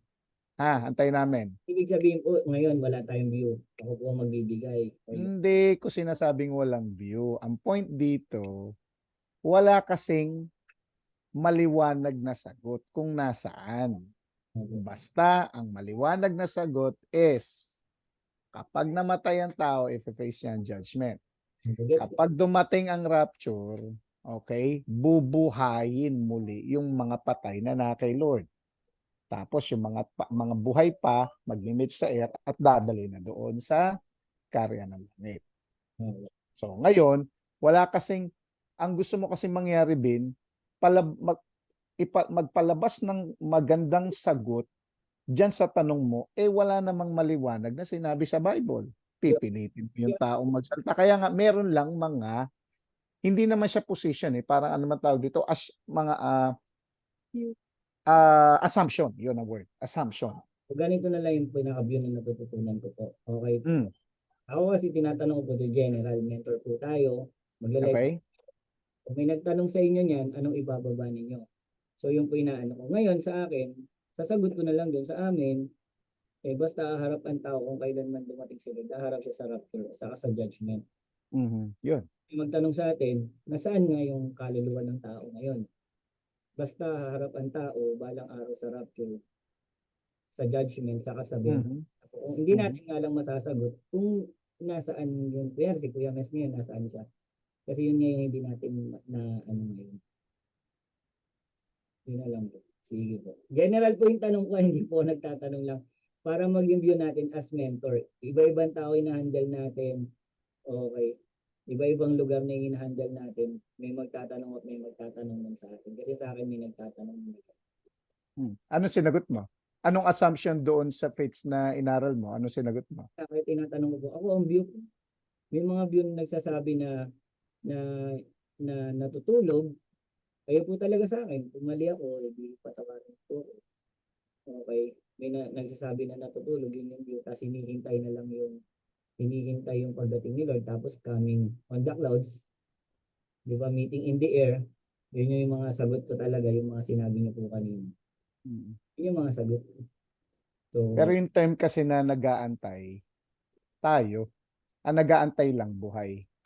Pero yung patay, hindi sila nag-aantay. Kasi hindi naman sila alam na nag-aantay sila. Kaya nga po, sabi ko lang, yung mga namatay, paano yung mga namatay? Sabi ko, view ko lang. Sabi ko gano'n, probably sa akin, tulog sila. Pagdating ni Lord, gigisingin sila. Yung na kay Lord. Okay. Pwede naman yon. Pwede siguro nga kasi, ano tayo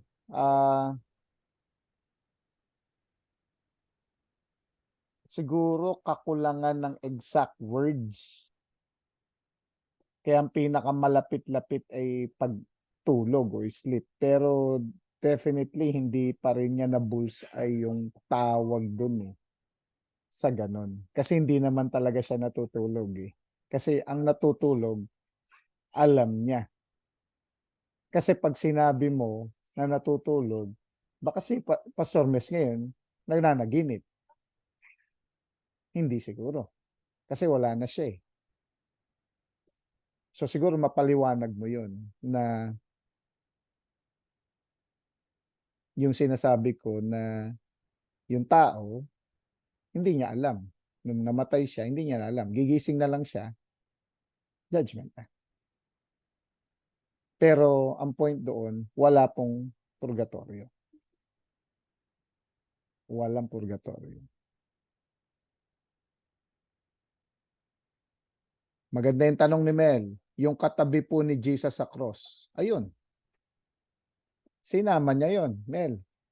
Sinama niya yung sa paradise. Kasama yun doon sa Old Testament. Na sinama. Okay? So, question. Mel, nasa ngayon yun? Yun nga po yung connection doon sa tanong din ni Alvin. Nasa ngayon yun? Na, di ba, sabi, Luke 23:43 yun, today, Sabi niya, Oo. truly I tell you today, you will be with me in the paradise. Ang ginamit kong word dito today, Mm-mm. nung time na yun. So, same thing din po yun sa sinabi ni Alvin o tanong niya. Si Jesus kasi may buhay pa noon. That time. Mm. Buhay pa si Jesus sa cross eh. Kaya pwede niya pang sabihin niya na kaya ko tayo isama sa paradise. Remember pagkamatay niya, doon pa lang siya ng lower parts at Mm-mm. pala yung mga nasa. Kaya kaya niya rin isama yun dahil buhay pa siya. Pero ang question, yung after nga niya mamatay, nag-resurrect. Kaya yun, pwede niya isama yun sa paradise. Kaya tama yung word na paradise. Kasi buhay pa siya that time. Pero maliwanag yung tanong na yung dinala ni yung pinreach ni Jesus, maliwanag yun, dinala niya sa kaharian ng Diyos. Maliwanag yun. Pero yung sinasabi ni yung sinasabi mo ngayon, for example, sila yung na diyan sa yung ginagamit na dispensation ng church. Ayan, sorry, gumagamit na ako ng term ng Sila yung mga yung sinasabing after that is the judgment. Posible yun na kasi nga bubuhayin silang muli. Pero lahat ng mga pagitan ni Jesus na dinala niya doon, kasama yung nasa kabila niya, yun ang dinala sa kaharian. Pero doon sa church age na talagang ang salvation is through Jesus. Ayan yung sinasabi. Kasi doon nga doon sa ano yung verse niya? Sige nga. Sige, balikan natin para mas lalo nating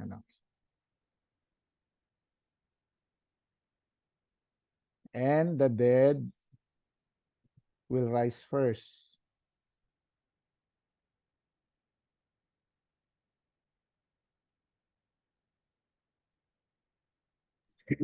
Kain pa daw. Kakain muna. Kakain muna daw ng rice. Rice.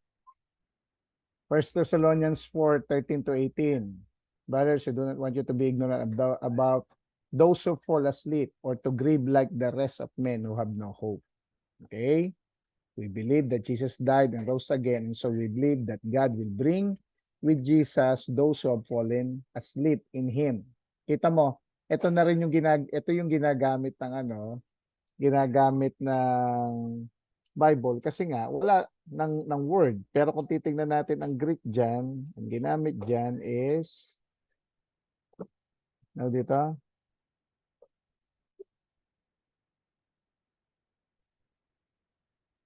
Anong ginamit diyan?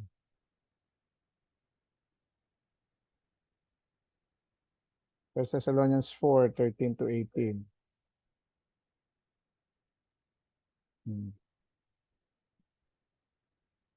Koimao. Ibig sabihin, to sleep in death. Okay, ginamit yan.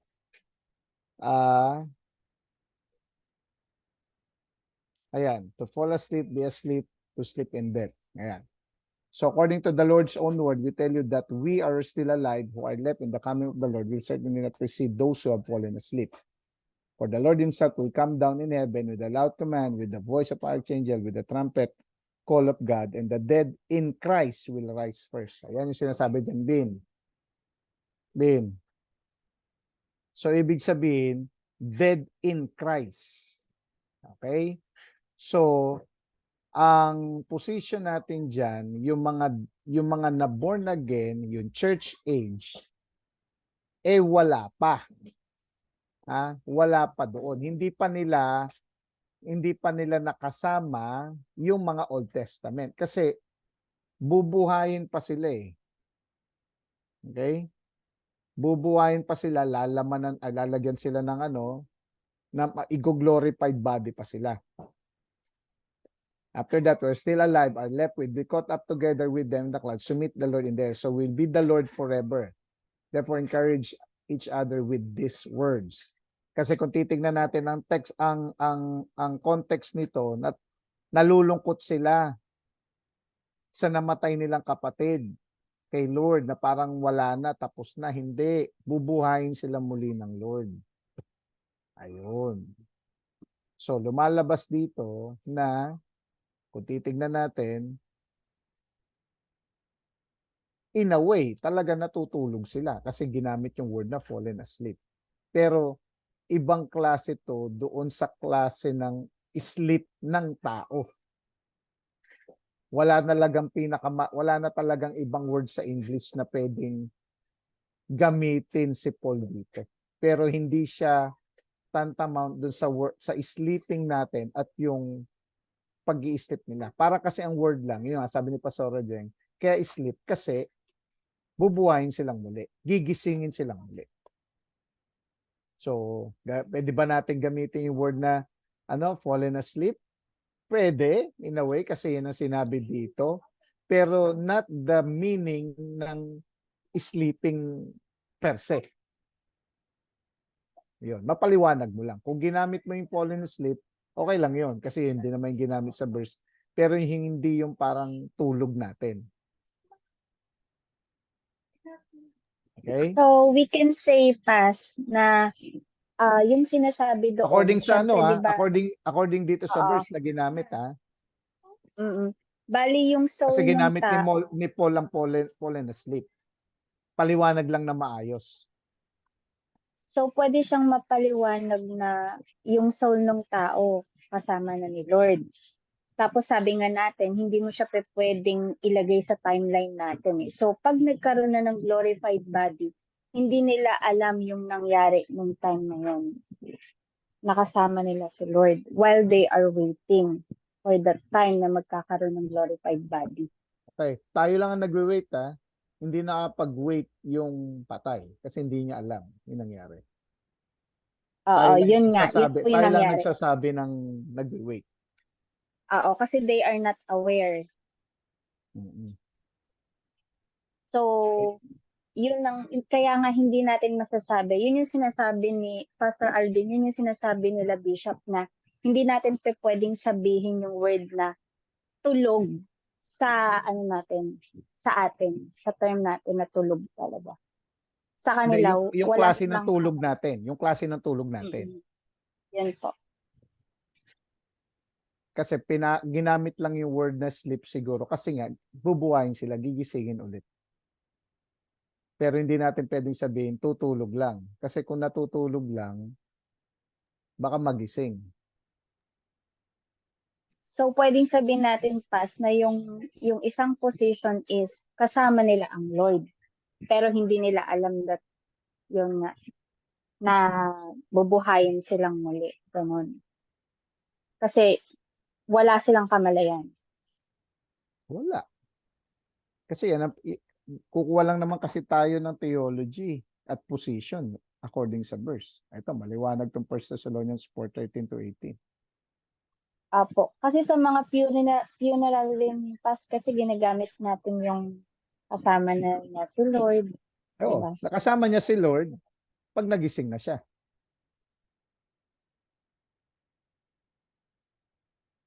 Kasama niya na si Lord, nagising siya. Pero we're not saying it na limited lang sa present. Kasi tandaan natin, kapag namatay na ang tao, ang kanyang timeline na ay timeline na ng Diyos. Ibig sabihin, kung kailan siya gigisingin, timeline na ni Lord yan. Kaya yun ang sinabi, darating sa time, di ba? At the trumpet, the call of God, and the dead in Christ will rise first. So timeline na ni Lord yan. And after that, we're still alive, and our left will be caught up together with them in the clouds to meet the Lord in the air. So, ibig sabihin, tayo lang ang nag-wait. Pero, hindi sila pwede mag-wait. Basta ingat lang sa word na sinasabi natin, tutulog lang sila. Ingat lang. Pwedeng gamitin, pero ipaliwanag lang na maayos. Okay? May tanong pa si Mel? Mel, nasagot ba yung tanong mo? Tay, ano po yung merong sinasabi na temporary heaven or paradise. Tignan mo, kanino position yan?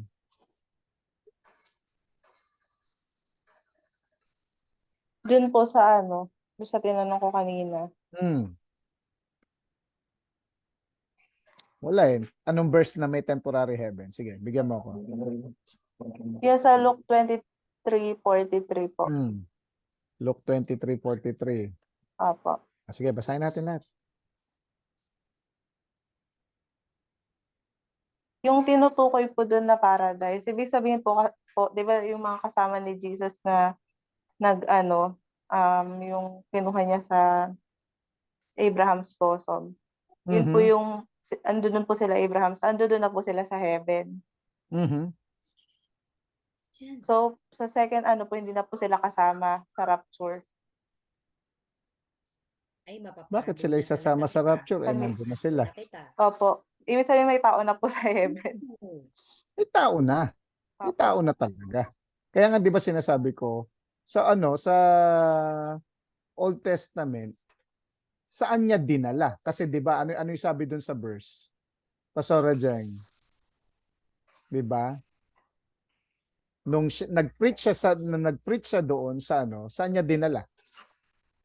Kasama niyang ano sabi sa verse? Kasama niyang Ige. Nung nag-preach siya, kasama niya ng dinala. Tama ba? Sige, para at least nagsasalita tayo sa verse. After niya mag-preach sa prisons,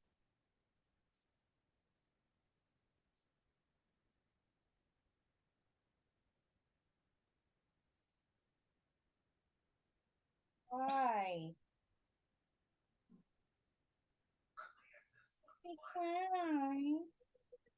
First Peter,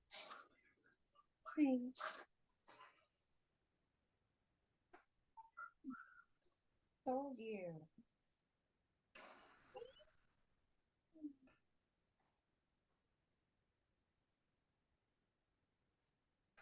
I didn't tell you. 3:18 to 19. sige, basahin mo, Ben. Sabi niya, sabi niya, Christ suffered for our sins, for all. He never sinned, but he died for sinners to bring you safely home to God. He suffered physical death, but he was raised to life in the spirit. So he went and preached to the spirit in prison. 1 Peter 3:18 to 19. Okay, ano sabi, Ben? Dinala niya ba? Saan niya raw dinala? Safely home to God. Sige nga, ano yung verse na yan? First Peter 3:18 po. Okay. So after niya mag-preach doon, Sapagkat si Kristo man ay minsang nagdusa dahil sa mga kasalanan, ang isang matuwid dahil sa mga di matuwid, upang kayo ay madala niya sa Diyos. Ay pinatay siya naman, ngunit binuhay sa Espiritu. Sa gayon din, siya ay pumunta at nangaral sa mga espiritu nasa bilangguan. okay. So pwede nating tignan na yung mga, 'di ba, katulad nila ni Samuel, 'di ba? Hindi ko sinabing pumunta tayo sa mga espiritista, pero nasan si Samuel nung nakausap siya ni King Saul? Mel. Nasaan si Elijah ngayon? Nasa down the road daw si Samuel tayo. Somewhere down the road. Okay? So lumalabas, Mel, kung sinasabi kung yung ginamit na word na paradise, okay? Anything yan na malapit kay Lord. So pwedeng nandun din sa kaharian niya. Okay? Pwedeng may term pa. Kasi yung Garden of Eden, 'di ba, tinanggal o doon daw dinala. Kasi yung Garden of Eden pa rin is what? Preserved pa rin ngayon. O doon daw dinala. May mga nagsasabi. Basta, ang hold natin dyan, dinala sila kung saan nasan si Lord. Okay ba yun, Mel? Kasi yun ang ginamit. Kasi yung term na paradise, ano yan eh, Persian word yan eh. Mag-start. Kung yung etymology niyan. So, something na, or somewhere, na malapit kay Lord. At malamang, doon din dinala. Kung yung mga nag-preach siya at dinala niya doon. Nandun din malamang, lahat ng mga Old Testament, nandun din malamang, nandun din si Abraham, nandun si ano. Kasi, hindi pwedeng natutulog lang sila, Mel.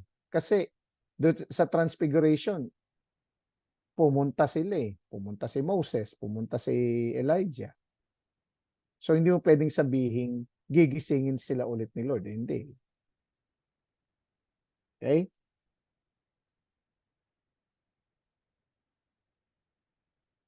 Mel? Hi. Satisfied ka ba doon? Meron po nasa Google po niya. Yung Natutuwa soul, pa. Sige. yung soul sleep pala, ano daw siya, paniniwala siya ng Seventh-day Adventist, Jehovah's Witness. Yan nga. Saka Kaya nga ingat Opo. tayo sa pagpapaliwanag dyan din. Wag daw pong gamitin yung parang term na yun.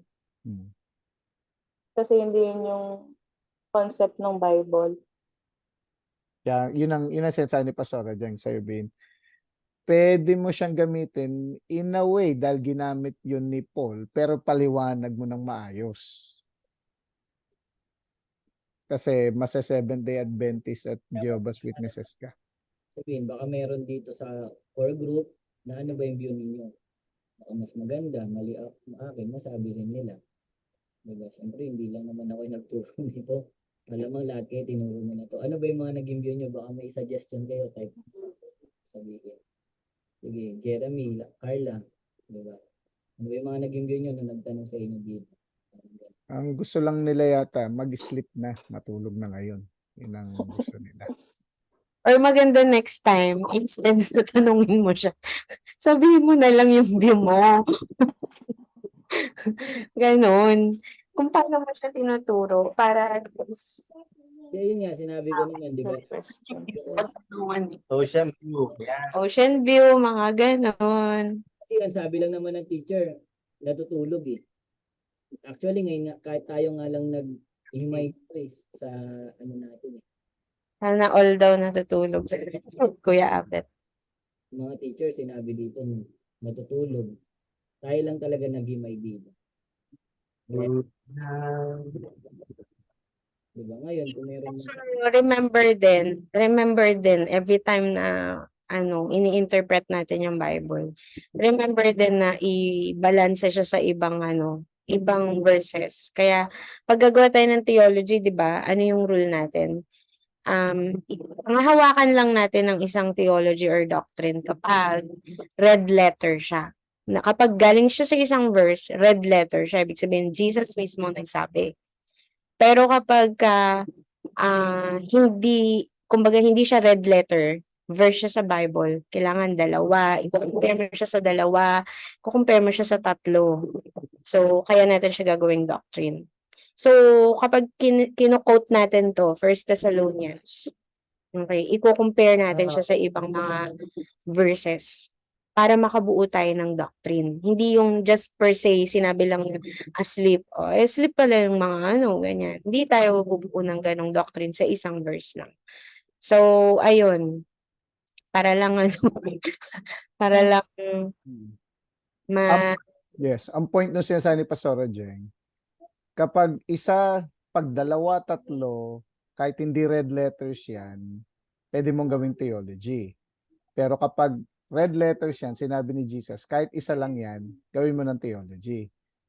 Pero kapag nakita ka ang isang verse lang, pwede mong ituro, pero hindi mo pwedeng gawing theology. Ganun. Turo mo lang. Gagamit ka kaya pansinin nyo, para lang sa kaalaman ng iba kasi baka nalilito kayo bakit si Bishop gumagamit siya ng mga ito ang view natin, ito yung view natin. Di ba tayo pwede magkaroon ng isa na lang ganito? Kaya yun ginagamit dahil dumaan na sa maraming debates yung isang question na kino-consider natin yung or parang tinitignan din natin yung views ng iba. So, hindi ibig sabihin na hindi pa tayo sure sa isang stand. It's just that parang to be safe, lalo na kapag yung in debate pa yung isang bagay or wala siyang direct na sinabi talaga na or yun nga, hindi siya in red letters or wala, hindi, kumbaga kailangan mong i-consider yung iba't ibang mga verses.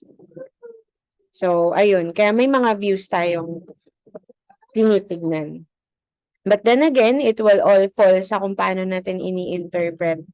Maybe literally, if it made sense literally, then go. Kapag naman it needs more comprehension na or comprehensive na pagpapaliwanag, we connect it with other verses and then kung figurative pala siya or spiritual yung interpretation niya, i-consider natin yung ibang paliwanag. Ayun, yun lang naman. So, yun lang naman po. Hindi na tayo siguro magbukas ng question about naman sa discussion natin. Ganito na lang, since online naman po tayo, i-send na lang online yung tanong, tas online nyo na lang siya sagutin. Tonight po hindi yung umaabot ng isang week kagaya nung last time. Isang linggo nang nakalipas dun pa natin sinagot. So, baka pwedeng tonight sagutin po natin yung ating mga discussion questions. And kung meron pa po kayong mga questions about this, feel free na i-message po si Bishop. Talagang kahit send sa network leaders, okay din naman. Ayun, at wag nyo na lang akong guluhin. Char. Hindi, si Bishop na lang. Kasi tulog na, ito talaga ang fallen asleep. Yan. Yan ang pinakamagandang fallen asleep sa lahat. So, ayun guys, I hope na sa lahat ng ito, hindi na ba yung theology nyo lumabo? Kayo nang bahala. Pero good discussion yon, Pastor Alvin. It's good discussion. Okay yun. Okay. Kasi Alvin lang naman malakas ng loob na gumanan eh. Kayo kasi, opo lang kayo ng opo dyan eh. Tapos pag sinasabi, may tanong, tweet. Okay, anyway, so, kayong bahala kung paano kayo sasagot sa mga anak ninyo pag nagtanong sila. Sana masagot yan ng Google ninyo. Pero I suggest aralin po natin. And magtanong po kayo, kung wag naman po tayo magmagaling, kung di natin alam yung sagot, pwede po kayong magtanong kay Bishop. Okay? Hanggang para mapahinga rin naman tayo. Okay, so sige po, manalangin po tayong lahat. Hallelujah, Lord. Maraming salamat po sa lahat ng aming napag-aralan. Thank you, Lord, dahil sa lahat-lahat ng ito, Panginoon, isa po yung tumatatak sa amin. Napakamabiyaya mo talaga sa amin, Panginoon. What I mean is, even our earthly minds, yung utak namin ngayon, hindi namin mag-grasp, hindi namin mailagay sa isang sentence, sa isang paliwanag, sa kung paano mo hinabi-habi ang lahat ng ito. Theology is too complicated for us to understand. And yet, Lord God, yung espiritu namin ay nagagalak dahil alam namin na sa lahat ng mga complicated na doktrina na ito, na minsan ang hirap i-reconcile sa isa't isa, ramdam namin na grabe yung effort na ginawa mo, O Diyos, upang kami iligtas, upang kami pakawalan mula sa sa prison ng kamatayan, sa prison ng kasalanan, at binigyan mo kami ng kalayaang mabuhay para sa iyo, O Diyos, at kalayaang tumamasa muli ng eternal life, O God. Lord, thank you because you love us this much, and thank you for your grace, O God. Lord, I pray na bawat isa nga po sa life group na ito, genuinely ay tinanggap yung salita mo, Panginoon, with gratefulness in their hearts and genuinely ibilang ang kanilang sarili sa iyong simbahan. Alisin niyo nawa sa amin, Panginoon, yung division because of our limitations, the way we look at other people, the way we isolate ourselves from other people, i-treat yung ibang tao. Lord, alisin mo sa amin yung partiality.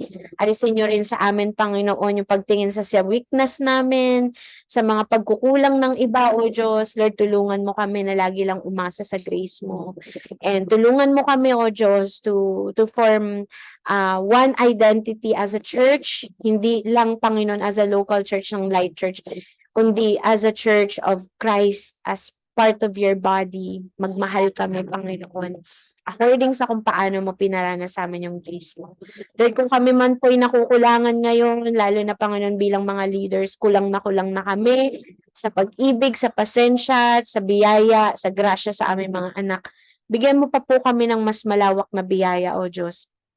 Grasya para sa ibang tao, magpatawad, magmahal, at patuloy na buksan ang aming puso para sa iba. Alisin mo yung mga trauma na naging cause para magkaroon kami ng walls sa iba.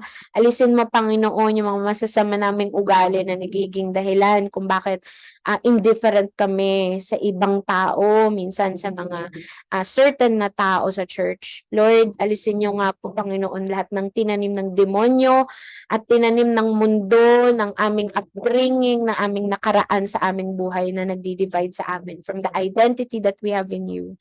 And I pray that tonight, O God, lahat po ng naranasan namin mula sa iyo ay maging buhay na recollection ng aming isip. May we contemplate on you, O God, and as we answer yung mga core discussion pa namin, Lord God, nagagawin po talaga namin tonight, Lord, hindi bukas, bago kami matulog, isisend talaga namin, Lord, dahil talagang mga anak mo kami.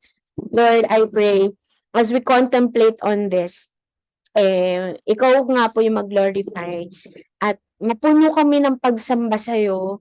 And Lord, for this church, Light Church, ikaw po maging sentro. Hindi kami maging people-driven, hindi kami maging yung mukha ng tao, yung nakikita sa amin, mukha ng skills namin, galing namin as a church, mga diskarte namin. But God, maging mukhang Jesus itong Light Church, oh God. Even pang in the body of Christ. And tulungan mo kami to cater more souls, more people for you, God. And Lord, I pray as we go to sleep, pero hindi pa po yung asleep na tinutukoy po ni Paul at ni Lord at ninyo po, Lord. Hindi pa po yung ganun, yung matutulog lang po kami pansamantala ngayon. I pray na maranasan namin ang yung biyaya. At yung security namin, Lord God, nandun din sa thought na grabe mong pinag-isipan ng aming salvation. At grabe din po yung effort mo para dito. Kaya Lord, pangahawakan namin yung confidence na meron kami sa iyo at yung kapakumbabaan under your lordship. Thank you, Lord God, for tonight. Thank you for your word. We honor you and we bless your name. This we pray in Jesus' name. Amen. Amen. Salamat, Pastora Jen, sa matawag dito.